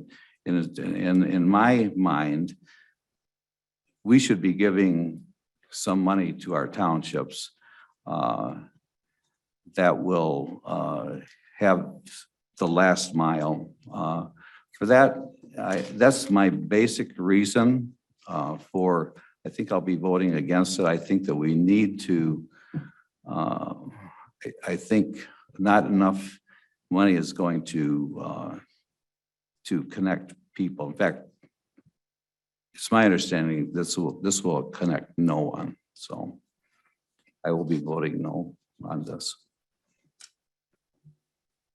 Any other commissioners with questions or comments? Commissioner Gross. I would just like to say that, well, it's true that we have $12.5 million allocated for broadband under ARPA funds. I need to remind my colleagues that if we were to do a complete and full build out of broadband throughout the county and provide every service that would be needed, we would need something in excess of $85 million. And that's a long haul. So we've got the ARPA funding. We're going to use that as best we can to at least get started. It's true that there will be no end users hooked up to the system, but we have to start someplace. We have to get the basic trunk line in. We need to establish the capability so that when future monies become available, then we can embark upon the plans to get folks hooked up. And it's my understanding that there are other funding options available to us that we can go out and try to secure additional funding over the $12.5 million. And there might be some timing constraints, but at least we're getting the ball rolling down the road. We're not kicking the can down the road and saying, well, maybe someday, blah, blah, blah. We're going to be actually doing something concrete with this money. And I think it's a good start. Thank you. Anybody else? Yeah, I'd like to chime in with a couple of thoughts. There's things in here would prefer not be in there, but on balance, there's some really good stuff. Of high interest for me is the ability to use, because of the way we structured our allocations, to be able to use ARPA money indirectly for pension liabilities through I'll say good effort on our county administration. So being able to chip away at what I believe is one of our biggest issues in the county in a significant way, using federal funds is a good thing, and I'm very supportive of that. I'm mentioning this more for my colleagues or my future colleagues, that this is I'll call it my description of this resolution is a budget framework. And it kind of, provides some indication to staff on where the priorities of this board are. And that, so they can move forward and start, detailing out specific projects and uses for the money. So this doesn't approve any expenditures. I'll call it a budget framework. So for the new commissioners coming on board, it's there is opportunity for you to chime in on priorities as you see them. Nothing that is passed by us today is says it's in concrete. So anyway, I would encourage our new colleagues to take a hard look at the resolution and make an assessment if that fits the priorities of your constituents, and if it doesn't, there's room for and time for more to amend things. So with that being said, I'll yield the floor to any other comments. Commissioner Griffith? I just would like to commend the IT department for the information that was assembled and put together for all of us over the weekend, that kind of gave us where we were, where we are today, and all the work that that department has done, that has laid the framework, if you will, for this allocation. And my hope is that the new commissioners will get to see the background of that and where we are today and why we're moving forward in the way we're doing, because a lot of work has gone into that I don't think, certainly beyond my expertise. And there's been a tremendous amount of work done there. So I think if we have constituents that have questions, I think the ID department are the ones that can best answer the framework that we are allocating for the future. Commissioner Plank.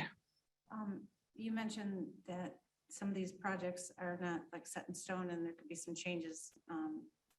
But in one of the bottom, be it further resolved, it says that the following external requests shall be funded. So I'm assuming that those will be funded once we pass this resolution, if it passes, that those external requests will be funded. At least that's the way I read it. Is that your understanding?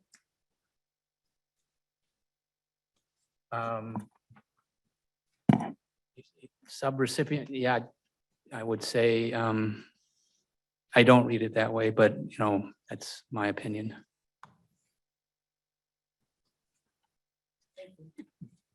Can we have the resolution read out loud? The whole resolution. The whole resolution. I was just gonna make a comment. Please.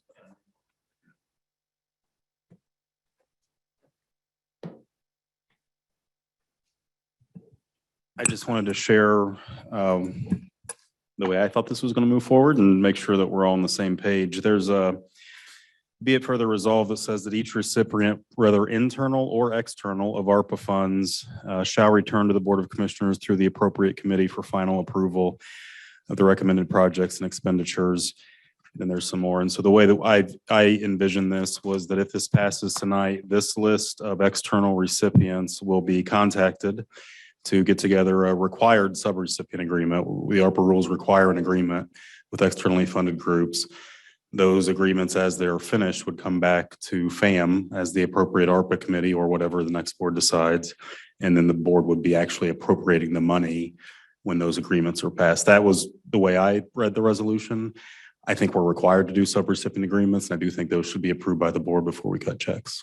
I don't know, Commissioner Zajac, if Yeah, that's. I agree. That was the point of discussion in the FAM committee. Commissioner Drick's amendment added that language to make clear for the external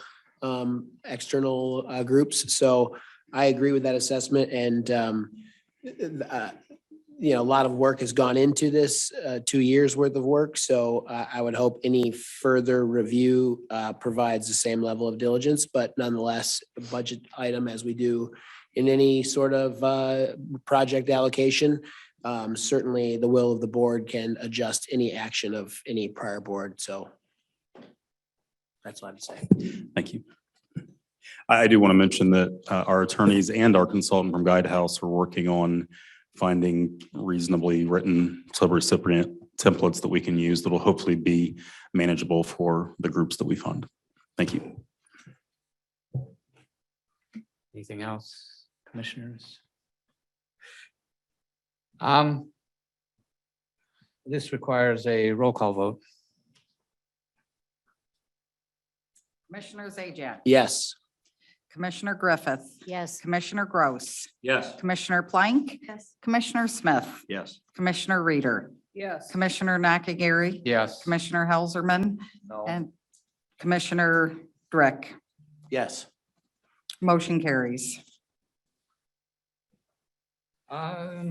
Next up on that was the last resolution. Now we go into discussion. We have a discussion item, Livingston County Public Safety Educational Municipal Open Access Middle Mile Fiber Trunk Line. We have a presentation from IT to enhance our knowledge here. Good evening, commissioners and commissioners-elect. Tonight represents the culmination of about 18 months' worth of work. This is a path that when I joined Livingston County as the Chief Information Officer, I never realized we would be taking. But with the circumstances that unfolded, we're here now. We have done a tremendous amount of research on behalf of all of you. We have worked diligently along the way with you. We have formed partnerships within our community and externally from our community to learn more about that. And I'd like to take this moment to acknowledge some of the people that have really worked hard on this project with us. I'd like to acknowledge sitting here at the table, our Livingston County Infrastructure Manager, Tim Miles. I'd like to acknowledge Sophia Frenny, our project coordinator from the IT department, who's here with us as well tonight. Also joining us in the audience, we have the information technology and procurement attorney, Heather Callahan from Callahan Consulting. Joining us on Zoom, we have the folks from Merit. We have Bob Stovall, who is the Vice President of Fiber Engineering from Merit, who helped design the RFP and escort us through the technical aspects of the proposal, who's also proofed our trunk line concept along the way. Merit manages well over 4,000 miles of fiber for municipalities, educational organizations, and other agencies throughout the county. They've been doing that for well over 20 years, so they've been a good group of advisors. Merit also helped and advised us with the broadband survey, which was a county-wide survey that started in October of 2021 and culminated in a report to the board in, I believe it was February of 2022, which laid out where we have service and where we don't have service, also the satisfactory levels that we have with the current internet service providers that are here in the county. Additionally, joining us tonight, we have representatives from the recommended group on the proposal, EX Squared And then I'd also like to say a special acknowledgement to Adam Bates from Surf Broadband. Adam has been here with us along the way. And even though they are not the recommended awardee as part of the process here, we do believe that Surf has exhibited the type of personality, partnership, and expertise that we would like to explore for future opportunities here. So I'd just like to take a moment and say thank you to Adam. Why we're here today is really to understand where we've been and where we want to go. As I laid out, the board has issued forth and escorted us with decisions through the process of exploring this. We've moved forward every step of the way with your acknowledgements and with your resolutions. We could not have done that without each of you and your counsel along the way.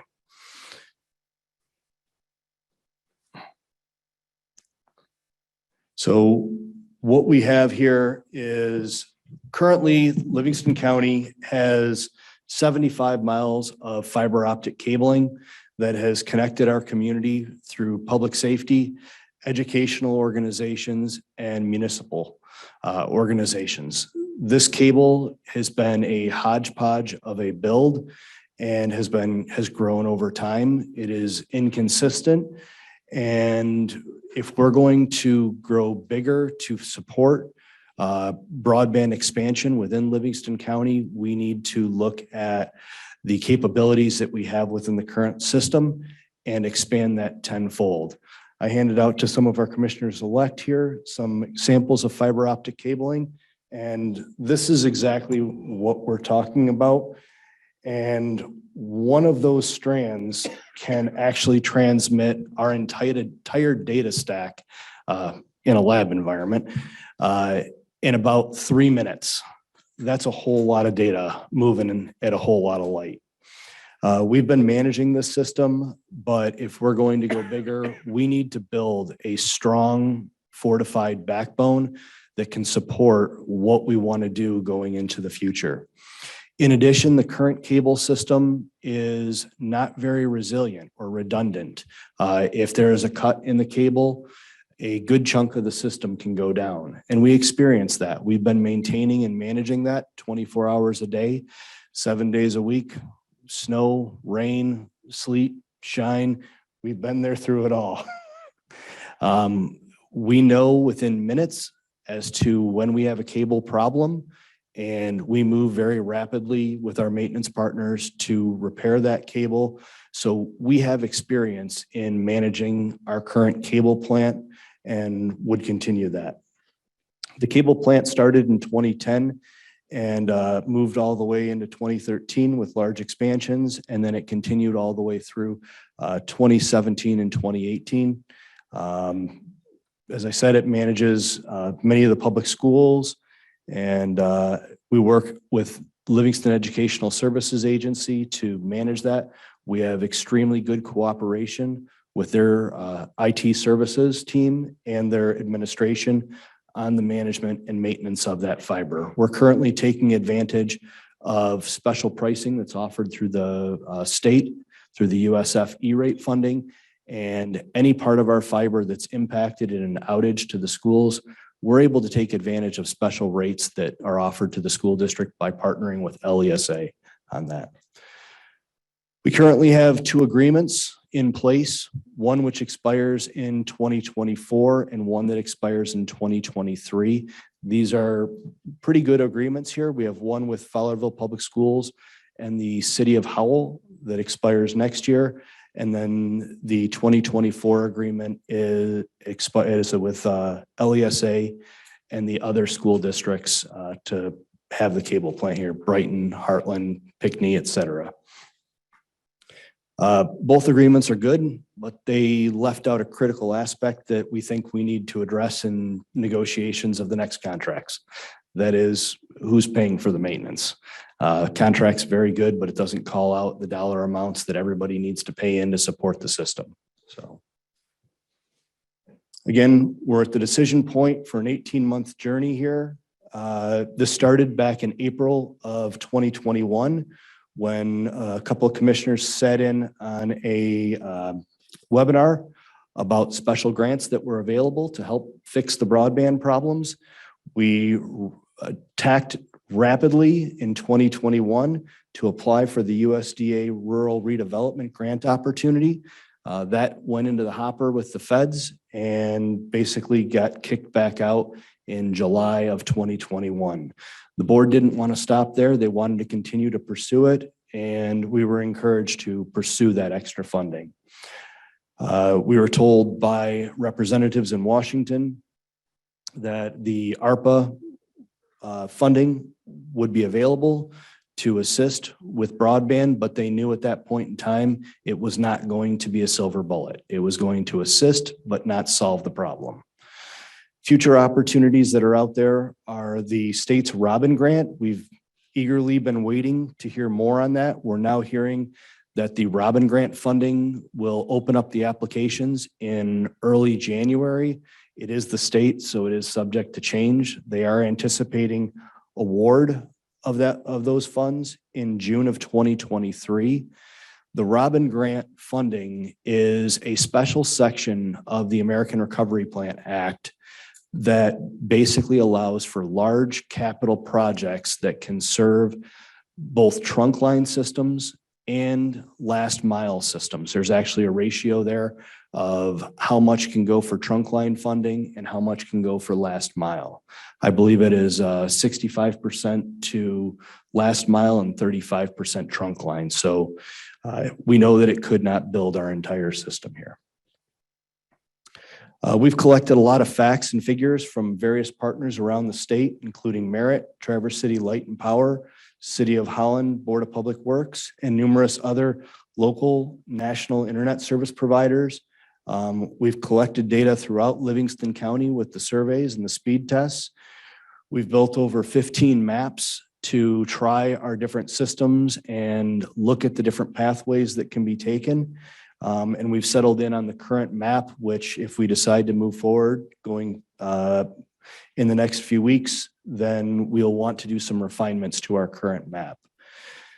The current RFP that was on the street was for a 4-phase trunk line approach, and those bids were due in December of 2022. So we designed that RFP with Merit with very specific intent. We knew that the Robin Grant was going to be funding. We had hopes that the board would move forward with ARPA funding for a portion of phases 1 and 2.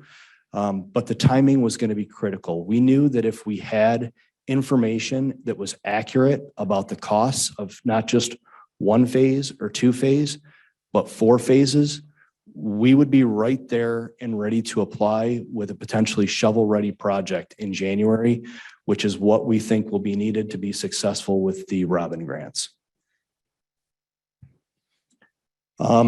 Excuse me.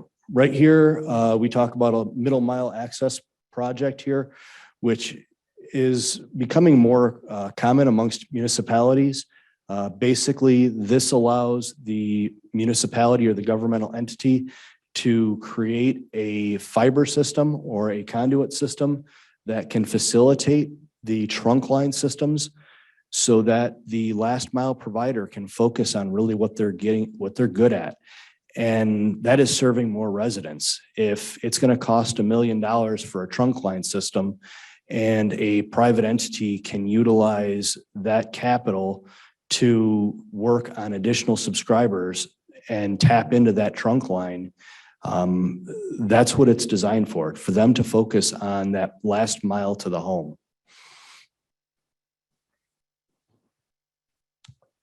Again, excuse me, we're kind of at a decision point here. Best way I can describe this is we've been designing and prototyping and looking at a car. We've built an assembly line and we have a chassis with components that are pretty much ready to start rolling down the line. We've assembled this in a way in which we feel best meets the needs of the county from a public safety, education, and municipal aspect. It can serve all of those. We know that this system can serve residents by allowing public-private partners to jump onto this fiber and ride it to get to that last mile. And we know that with the trunk line system that we've designed and laid out here, that 100% of our residents are within 1 to 5 miles of that trunk line system. So we're shooting right through there and creating a way for private partners to come in and really utilize that to best serve our residents and not have that overhead expense, that large capital expense of building that trunk line. The trunk line system phases 1 through 4, we would anticipate to cost right around $23 million. To do last mile to the home for all of Livingston County could exceed $190 million. We know that's not a place where we want to go as Livingston County. We know that we don't want to be a broadband utilities here in Livingston County. We have a strong path or a strong legacy of forming good private partnerships here in Livingston County. And it's of my opinion that that would be a trajectory that we would want to continue on. Part of the reason for the rush to table here on this report is the fact that we've been hearing of significant issues that have plagued this industry for the last 2 years. We know for a fact that there are significant supply chain issues that exist out there. We know that at one point in time over the last year that it could be up to a year for fiber to get to a vendor once the PO was placed. We know that the different components are, varying stages with supply chain issues that could take anywhere from 3 to 9 months. We kind of feel like we are in the sweet spot right now. We are in the calm before the storm, because once more communities start to go after fiber optic trunk line projects or whatever they may be, that's going to create a significant supply chain issue because it will eat up whatever supply and capacity has been created over the last couple of months. We also know that the permitting process with the utilities and the railroads can take anywhere from 3 to 9 months, depending on the utility. So we want to get moving on this as soon as possible to start getting into that. I'm a little bit less worried about DTE, a little bit more worried about consumers, and a lot worried about the railroads. Again, the Robin Grant funding here, we're looking at January of 2023 to go after that, but that won't be enough to pay for a trunk line service. We want to use that to supplement what we have here and then enhance whatever we can form with a public-private partnership there. Excuse me. At this point, we're at this point, we're looking for next steps from the board. We are looking to proceed with negotiations, contract drafting, and formal allocation of the $12.5 million in ARPA funding for this project, should the board decide they want to move forward with it. We're looking to, in the next month, to recommend award for engineering, permitting, and construction of a Livingston County public safety, education, and municipal open access middle mile fiber optic cabling system. I did not dare try and put an acronym to that. And we're recommending award of the system to the lowest responsive and responsible firm based on the RFP scoring to go to one of the respondents, which was EX Squared.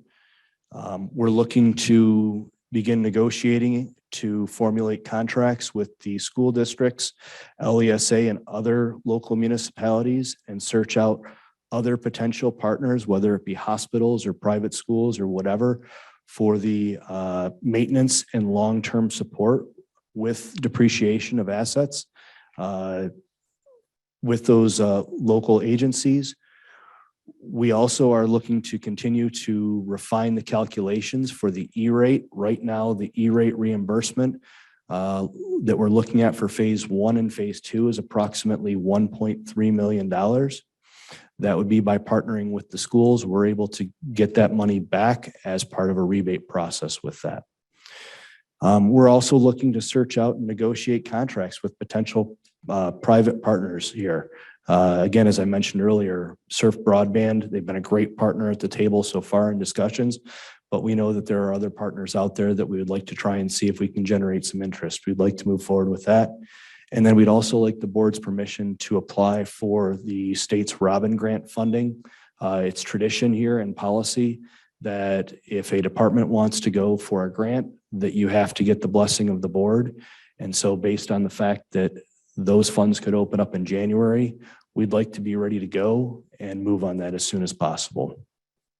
The other decision points from the board are that we not proceed.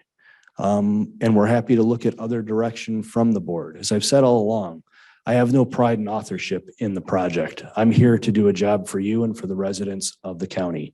If you decide that the trunk line is not a system that you want to move forward, that you can find other ways to spend this, I have no pride in authorship. My ego won't be hurt. I leave that on the floor the moment I step into this office, and I work for you and Nathan and all the residents of our county. To lay it all out here, this is the timeline of what we're looking at and what we're looking at to actually get plows in the ground and get things moving. It is a fairly aggressive timeline.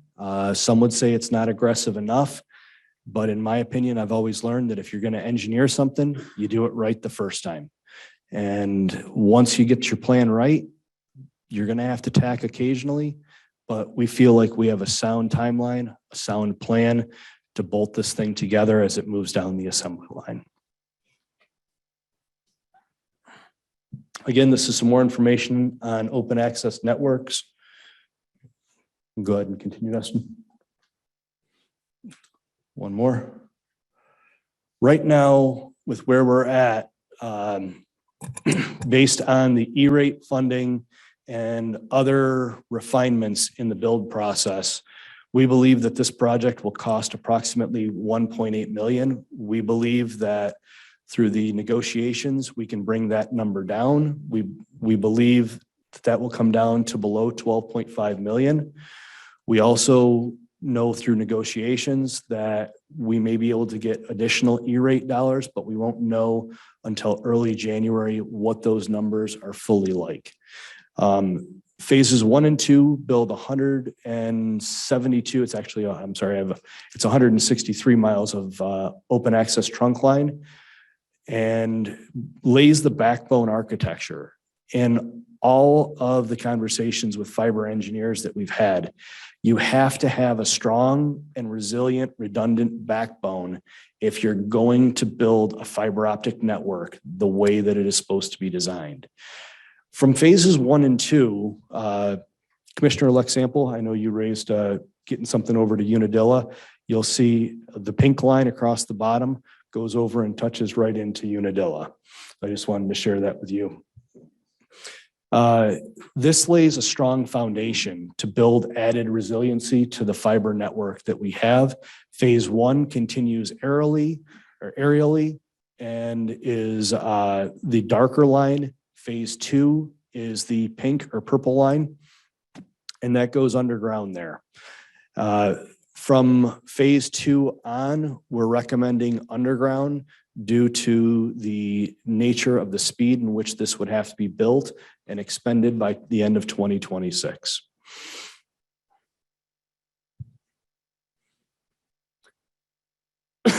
Again, we're looking at a trunk line approach. It would be currently co-managed by Livingston IT department and the LESA IT department. It would combine a lashover and management of the existing fiber system, and we would be renegotiating 2 separate agreements to expand the resiliency and uptime to those that are served on the system. A minimum of 288 strands and a hybrid approach, aerial, plowed underground, and directionally drilled. And we're looking to follow through with a hybrid public-private partnership for that open access network. So, as you can see here, this is a diagram of the expanded plan. which includes a yellow line, which is phase 4, which goes up into Tyrone Township, Deerfield, and Cohocton. It comes down the western side of the county line and goes down Kane Road all the way down, touching into Unadilla. Phase 2 is representative of the blue lines that go out into Conway Township from the main trunk on the far western side of Fowlerville and touches back right around Fowlerville Schools. It also goes from the Putnam area all the way down to Grand River and through the Hamburg and Genoa Township areas. I'm sorry, the blue line is phase 3. Thank you, Tim.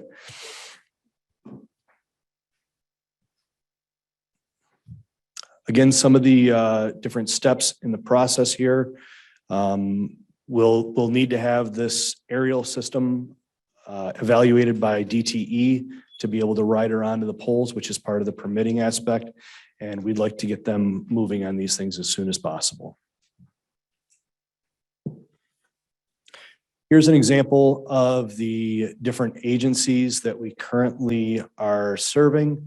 We have 14 public safety agencies that are currently on the fiber. We have 6 educational organizations. We have 10 potential future municipal agencies that could jump onto the fiber. And then we have other possible future expansion opportunities that could assist in the maintenance of the fiber system here.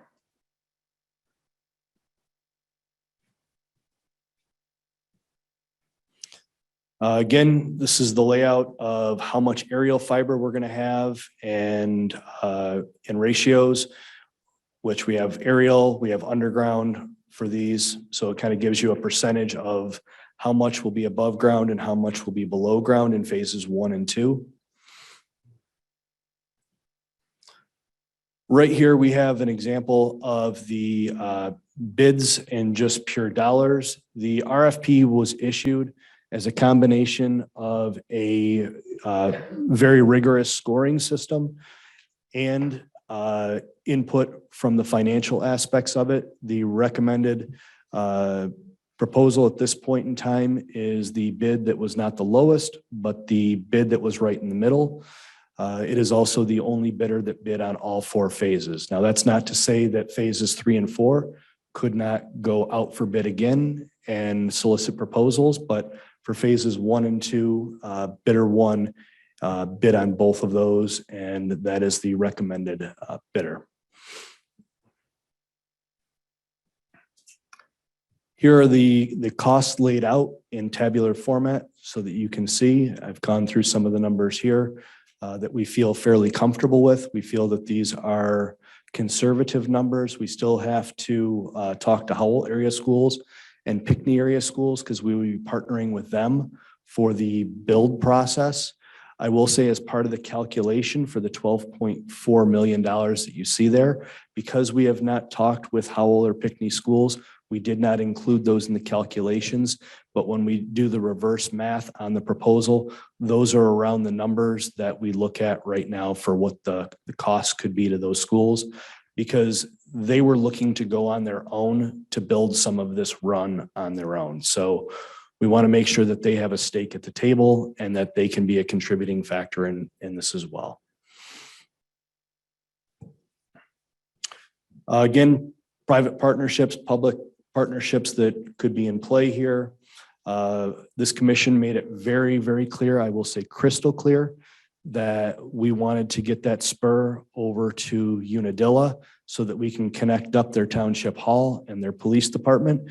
And we believe in this build, we can achieve that. And we believe that based on the board's good advice and good direction, that if the board chooses to go forward, I would say that that would be an area of the build where we could get started pretty quick, probably first. The calculations as far as the maintenance goes, we took into account a series of depreciation schedules based on the type of equipment, your electronics. You want to depreciate those at a faster rate because they are going to become obsolescent in usually years 1 through 8. based on technology. We've already made a significant investment here in the county on network switches. Those need to be factored into it as well, because we're about 2 years into that. We also need to factor in the overall depreciation of the fiber equipment, the other aspects of the system that are needed to keep it healthy for years to come.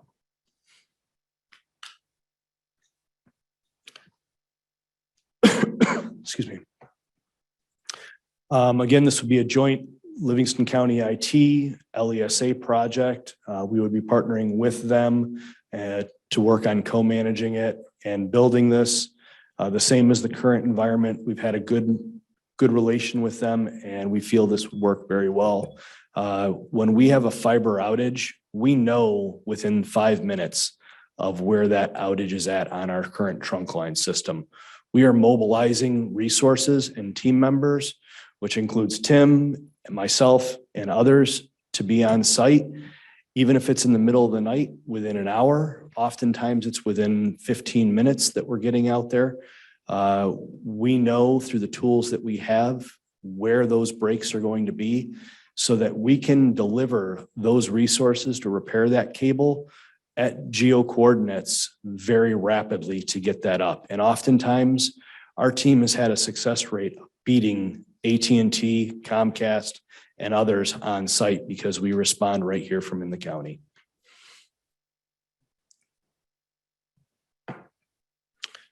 This is a breakdown of the draft maintenance revenue modeling, taking into account depreciation. We believe that with the partners that we currently have on the fiber, we can maintain the fiber system in the long run by developing a bank to draw upon at times when repair needs to be made. We can move rapidly on it, and as things depreciate, we will develop a bank to be able to draw from to replace those assets and not have to continually come back to the board to ask for permission for large expenditures on the fiber system. We want this system to maintain a healthy fund balance to allow it to be healthy and perpetuate into the future. Can you explain that? You're saying that when you do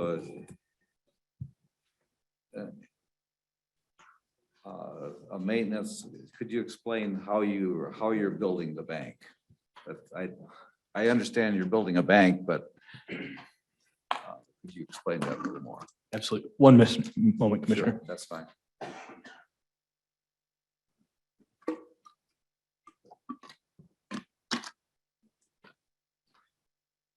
So the bank would be built upon the current users of the system potentially. If you're utilizing the current fiber and you're going to stay connected to the current fiber for your police department or your fire department or your school or whatever that entity might be that's currently being served or would be served by the new fiber, you should be paying into that maintenance fund. So this would start in 2024 if we decided to move forward with this project, so that agencies and organizations would have an opportunity to budget for that. But everyone would be paying into that pot to be able to pay for those repairs and build up a fund balance. LESA would manage the pot from the schools.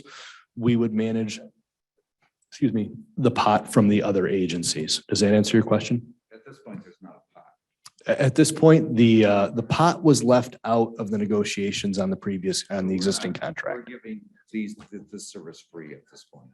That is correct. Okay, thank you. Yep. That's my question. Thank you.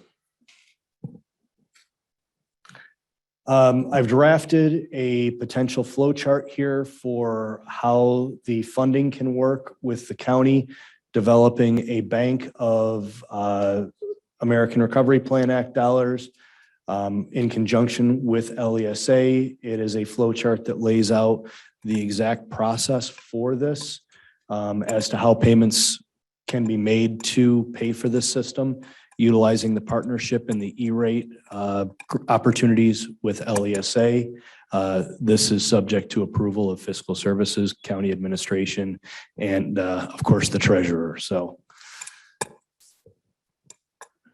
And this is pretty much what we're doing right now with the current fiber maintenance that we're working on with LESA. So close to the same thing, and we would continue to move that relationship as long as we can negotiate a contract out when that one expires in 2024 or sooner. That's a lot after you all have had a very, very busy and large night. So I'm happy to answer any questions as long as you guys want. I'm willing to make myself available anytime, night or day, to answer any questions that any of you may have. So. Any questions for Chris? Commissioner Zajac? Thank you. I just have some comments. We look at our neighbor to the south, Washtenaw County, and I think if I remember the news article correctly from a couple days ago, it was about 14 years to achieve near 100% access. I think they've touted it, but a look at their map shows that there's still blank spots in many of the rural counties outside of 5 miles, I think, from the closest access point. And what this project is enabling is a 4-year project, if I'm reading it correctly, if done in joint with partnerships, to get true access to everyone in the county, and should they choose. It's not a requirement, of course, and we're enabling that in a much more cost-effective, efficient way to our constituents by this project. And I say that because Washtenaw has several projects that are bonded. There was votes of local municipalities to build their own networks off of or partner themselves with a different charter or AT&T. I'm looking at just a couple of different samples here, but this project, however, gets us all of that access, and it's not costing the taxpayer any dollars and cents to enable that infrastructure. No, this infrastructure is being built on American Recovery Plan Act dollars, which the county was given 37.2. And so we are moving forward with, or we're asking to move forward with the building of this using that money from Washington that was given to the county to spend.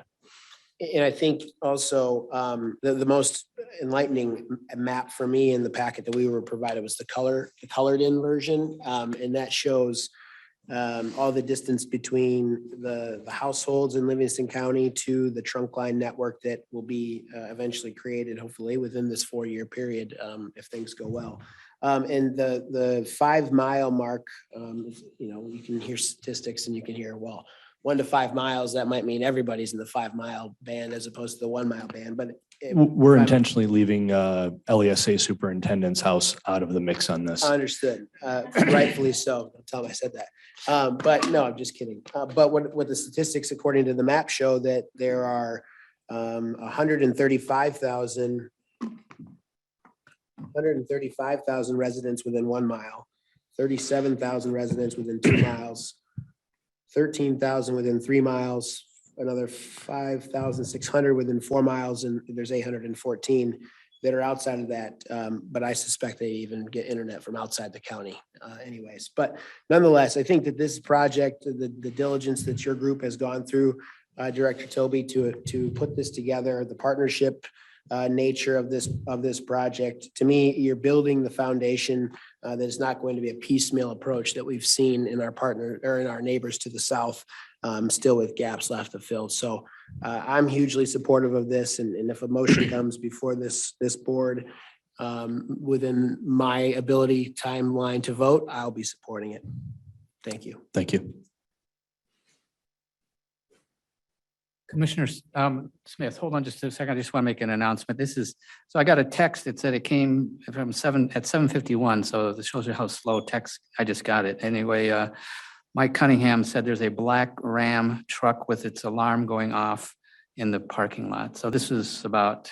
It did want to go off a few minutes ago. Okay. All right, thank you. Commissioner Smith. Yeah, thank you. Director Toby, just wanted to first off say tremendous work. This has been a large scale project for a team your size and the dedication they've shown. And just want to commend all of you for your tremendous effort on this. It's a great deal of information. It's been evolving, to say the least. And You're going to have fun digesting all this, but I would have a couple questions. So a lot of the emails I get are regard the speed, and my understanding from prior conversations is that this is a very robust fiber system you're putting through. And is it fair to say that you're targeting much higher speeds than maybe what a lot of people are expecting? So I mean, to the end user, whether it's a business or a residence. I know a lot of that's going to depend on the Private partners. the final mile Yeah. partners, so to Yeah. speak. But the speeds in which fiber optic is able to transfer data. I mean, we're talking about, if anyone was in the Navy or anything like that, you've seen the old, Morse code flashes between ship and ship. So this is that at a exponential level, transmitting data via light. And this system, based on current research, they're still going after a ceiling of which data transfer over fiber can be done. Just in my 25 years in information technology, I've seen that go from 10 meg up to petabytes of data. I mean, these are huge numbers that can be transmitted, and the fiber is a piece of glass. It stays the same. It doesn't need to change. It's the optics and the way it's done. So this system can deliver data rates that far exceed what coaxial cable or what satellite or what hotspots can do in a far greater capacity than what is capable now. People don't realize that the cellular towers don't actually transmit tower to tower for the most part, unless they have point-to-point directional antennas. They're utilizing fiber backbone that's already in the ground to get on and transit that data across. So I think I kind of went off well, on answered that. my second question, which was, I think it's terribly important as we look at increasing the communication abilities of our emergency medical services to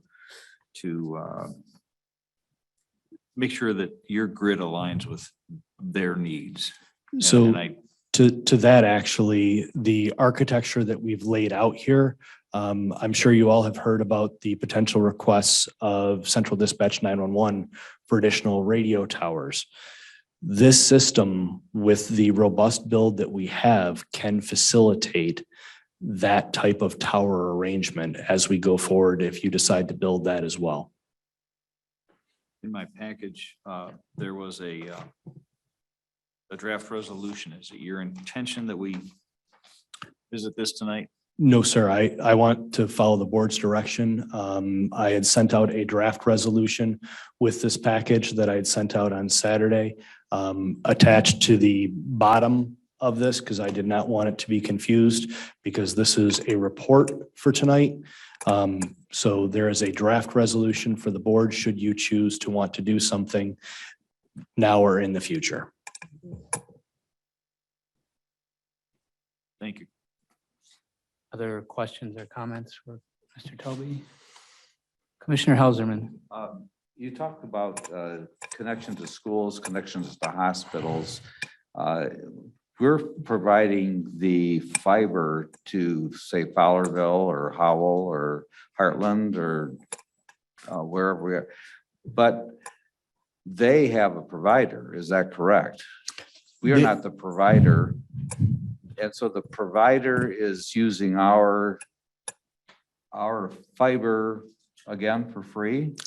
No, sir. They have a provider at the school level that they have an internet connection at the school. They also have a backup connection, the way I understand the school's network, that is at LESA right here in downtown Howell, where they have a secondary connection, or I'm not sure which is primary and which is secondary, but they are backhauling off the fiber and going out the fiber at LESA with their internet service provider there. So they're actually kind of using the system the way we're kind of laying it out right now. So if a hospital wanted to be on a partner with us, they would have to have their own, they would have to become their own internet provider? Does that, am I hearing you right? The LESA is an internet provider. LESA is an internet provider for the school districts. I don't believe that they can extend those services onto a hospital system. Hospitals No, traditionally. but you would use the same principle, wouldn't you? You know, because Not necessarily. If you have two hospitals that want to have a data connection between the two of them, like for example, this is actually pretty current. You have University of Michigan Health Systems in Ann Arbor and in Brighton, and University of Michigan just bought Sparrow Health in Lansing. And so University of Michigan Ann Arbor could want to utilize the dark fiber within Livingston County to transmit data from Sparrow at a higher data rate on private dark fiber. okay, so there, you're talking about inter-building, inter-organization. Mhm. You're not talking about their connection to the big world. No, sir. I would think that it would be a dark fiber connection, but we haven't explored that fully with the hospitals.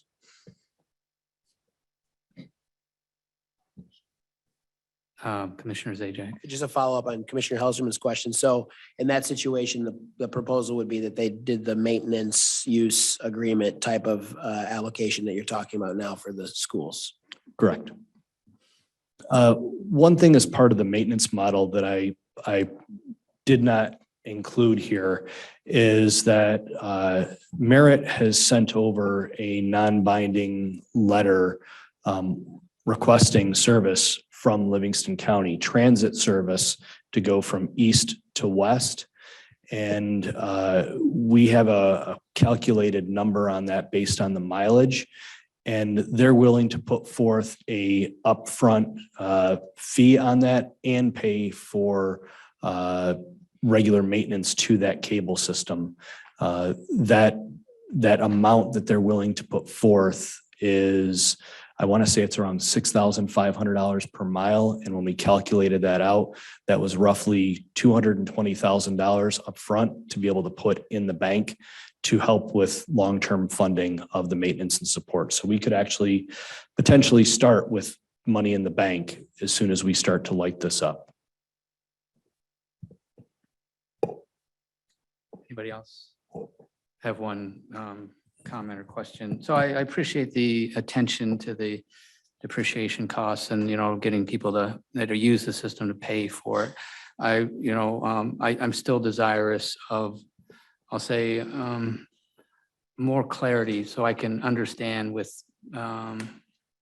virtual certainty that, we are highly unlikely to get stuck with ongoing costs from this thing. So anyway, we'll have to chat, offline on that, but there's a good start, but there's still some gaps that as I see it. And for me, I just don't want to get stuck holding the bag. So. I agree with you there, sir. Commissioner Helserman. Okay, partner fees. Okay, so this is, open access. So let's say we get 5 partners that are serving Livingston County in different areas. Will they all, the fee that they will pay, have we determined what kind of fee have we put any thought into? We're going to pay so much per end user, so much per house, so much per connection?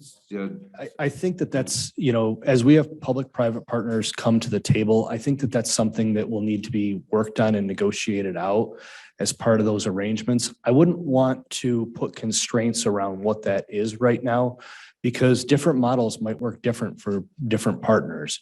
And so rather than say, this is how it's going to work right now, I think it's important to be a little bit nimble and flexible, and let's see what is flushed out by any potential private partners on that process. So, okay, so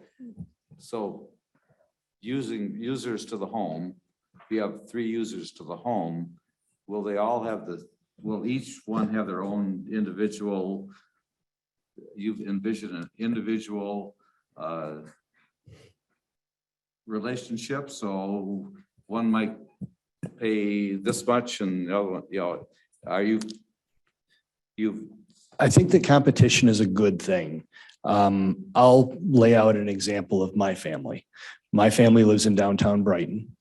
We couldn't get more downtown Brighton than we are. We're located right on Main Street. We have Comcast internet service, we have Comcast television service, and we have Comcast phone service. My wife runs her business out of our home. My children, I have 4 school-age kids. They do online learning. Bandwidth gets a little bit thin around the Toby house, especially when the kids get home. Working from home after 2 o'clock becomes a phone thing for me most of the time. We're currently paying around $250 a month plus taxes for our Comcast bill. I would love some competition to drive that cost down. I don't know what Surf's costs are for gigabit service, but I'm guessing that after hearing what I'm paying, Mr. Bates probably is kind of hungry. But driving competition, what was the number? 75. So, I would love to have some competition in Brighton. I think competition is a good thing. Let the market kind of do what it needs to do. But if we're going to facilitate some sort of surface or some sort of additional services in Livingston County, going forth with this matter or in this manner, I think will really give an injection that won't cost the county any money up front. We're utilizing the federal dollars for that. And we're going to continue to aggressively pursue other funding opportunities out there as early as January of 2023 to try to further enhance the system. And, right now with all the research that we've done on your behalf, we feel like we have good trajectory. We feel like we can get some competition in here to Livingston County. And to talk further on the competition, when we were first moving forward with the broadband surveys, I knew when that survey was going to launch. And so I started doing some speed tests from home on Comcast and had other friends. I'm like, hey, do a speed test for me. Most people were getting less than 25 megs to their home. And in downtown Brighton, I was only getting 50 megs from Comcast. I was paying for a lot more than that, but that's all I was getting. The moment this board launched that survey, speeds went up. I don't know how that happened, but they went up really quick. The actions that we've taken have already moved the dial. If the board chooses to move the dial more, this is a way the board can do it. If the board chooses another way to do it, that's okay too. If the board chooses not to move the needle on broadband, I'm good with that either way. But I do think competition would benefit our residents. And I hope that answers your question, Commissioner Helserman. Okay. Commissioner Zajac. Thank you. Just to follow up on Commissioner Nakagiri's comments about some level of certainty on our feeling of the depreciation and maintenance costs. From what I understand, there's not only just the usage fee, but there's the partners like Merit who have talked about dark fiber across the county. There's things built into the RFQ like additional conduit, which runs at a much higher per foot rate, as I understand. There's a lot of potential for stuff like that. There's the schools, there's these other partners that are using the system for free who have indicated already, if I'm not mistaken, that they are willing to pay a number. I don't know if they've said the number, but a number to provide maintenance costs. With all of that factored in, since we don't have fiber in the ground today, do you feel confident that we would be able to reach a level that satisfies the needs to cover maintenance and depreciation based on that information as it stands? I do believe that the revenues will be there if we can get the other agencies that are currently served by the fiber to use that fiber and pay for that. I mean, I'm not a person who believes in a free lunch, especially if it's from the government. So everybody should kind of pay their portion of something. You know, you got to pay something into a system to help keep it healthy. Otherwise, you're just sticking your head in the sand and choosing to let a system rot. And I don't think that's what we want here in Livingston County. We want something that is going to be long-term sustainable, like the building department and other departments around the county. We build these models in a way in which we can help to keep our tax base low by utilizing those partnerships. And so however we can do it, I'm more than willing to take direction, take input, wherever we can make adjustments, happy to do it. And I believe that we've looked at a fairly good depreciation schedule, which we can share with the board as well. The last question on Commissioner Smith's comment, in terms of when you would like to see us act, would that be within the next meeting? Would that be a special meeting? Or what would you, ideally in Director Toby's world? Well, it's 9 o'clock now. We're just about to special meeting territory now, I would think. Really, I leave this to the board's discretion. We have a timeline that is close here. We have the assembly line ready to go with all these different decision points. In my own personal opinion, it would be fabulous to get this thing moving this year so that we can begin those negotiations and go after that funding in January and keep the momentum moving. But again, I leave it to the discretion of the board. Anybody else? Thank you, Director Toby and, Commissioner Gross. Thank you. One last, hopefully last comment. I would be hopeful that it appears as though we will have a full board meeting on December 27th.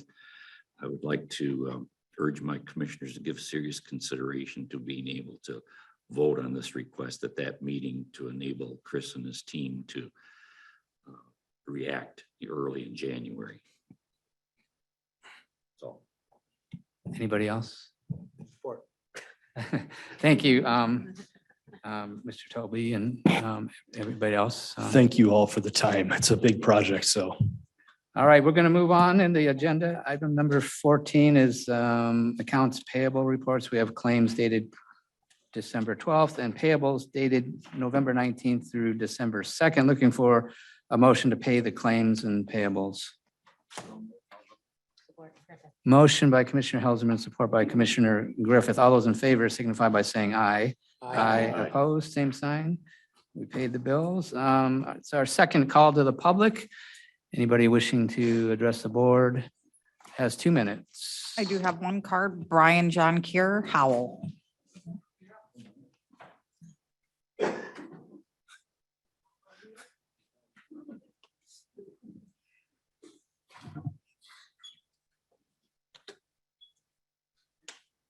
I want to tell you how much I appreciate it. I'm a little shocked and high in myself. Use the other one. Excuse me, Commissioners, we cannot hear on. Both of them are dead. They got red lights. I think they're both. Oh, There you go. Call IT. Made a good choice of that guy. But a little high in myself, you know, I get knocked down to ground level. Like today, I took for the first time in a few weeks, I got my sock off by myself, one of them. So I was riding a little bit high. You know, I brought my son here tonight to show him one thing because I was pretty sure that I knew what was going to come here. And my message to him was that no matter what gets thrown at you, and no matter if it's truthful, no matter that somebody didn't come to you and talk to you about this first, that in the end, you still have to deal with the aftermath. Now, today, I kind of feel that behavior was rewarded. But the reality is for us, and it's nothing to be upset about, but my job is to make this work. And I think it makes it more difficult to work the Board of Public Works.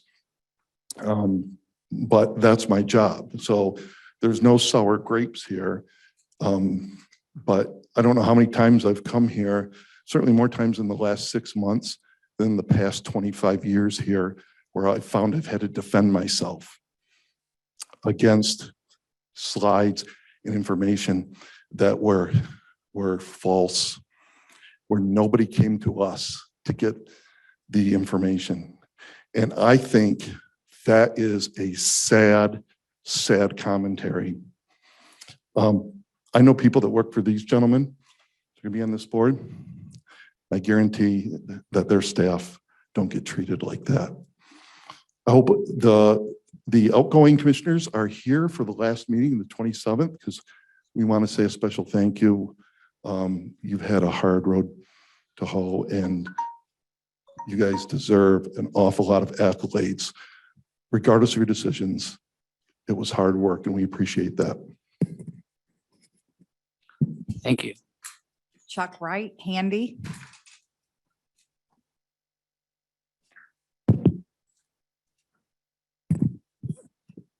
We've seen a presentation today about a sewer system that's run by the government. And obviously, they're not doing too well. I don't think government is ever the shining light of efficiency and doing a good job. Unfortunately, it's needed. I don't think government should ever be running a utility system, and I think internet is a utility system. We don't buy our electricity from the government. We don't get our water from the government or gas. Why should we have the government be in charge of the internet? There's plenty of private industry that's willing to take on this challenge. And 8 township supervisors have come before this board with a plan to help fund private businesses installing internet in their townships.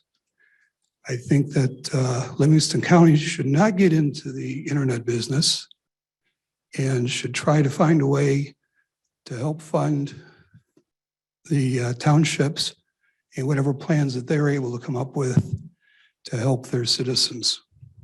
Thank you.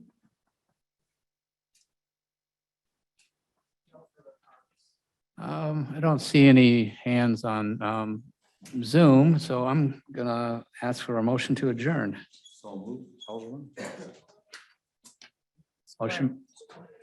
Motion by Commissioner Helserman, support by Commissioner Reader. All those in favor signify by saying aye. Aye. We're adjourned.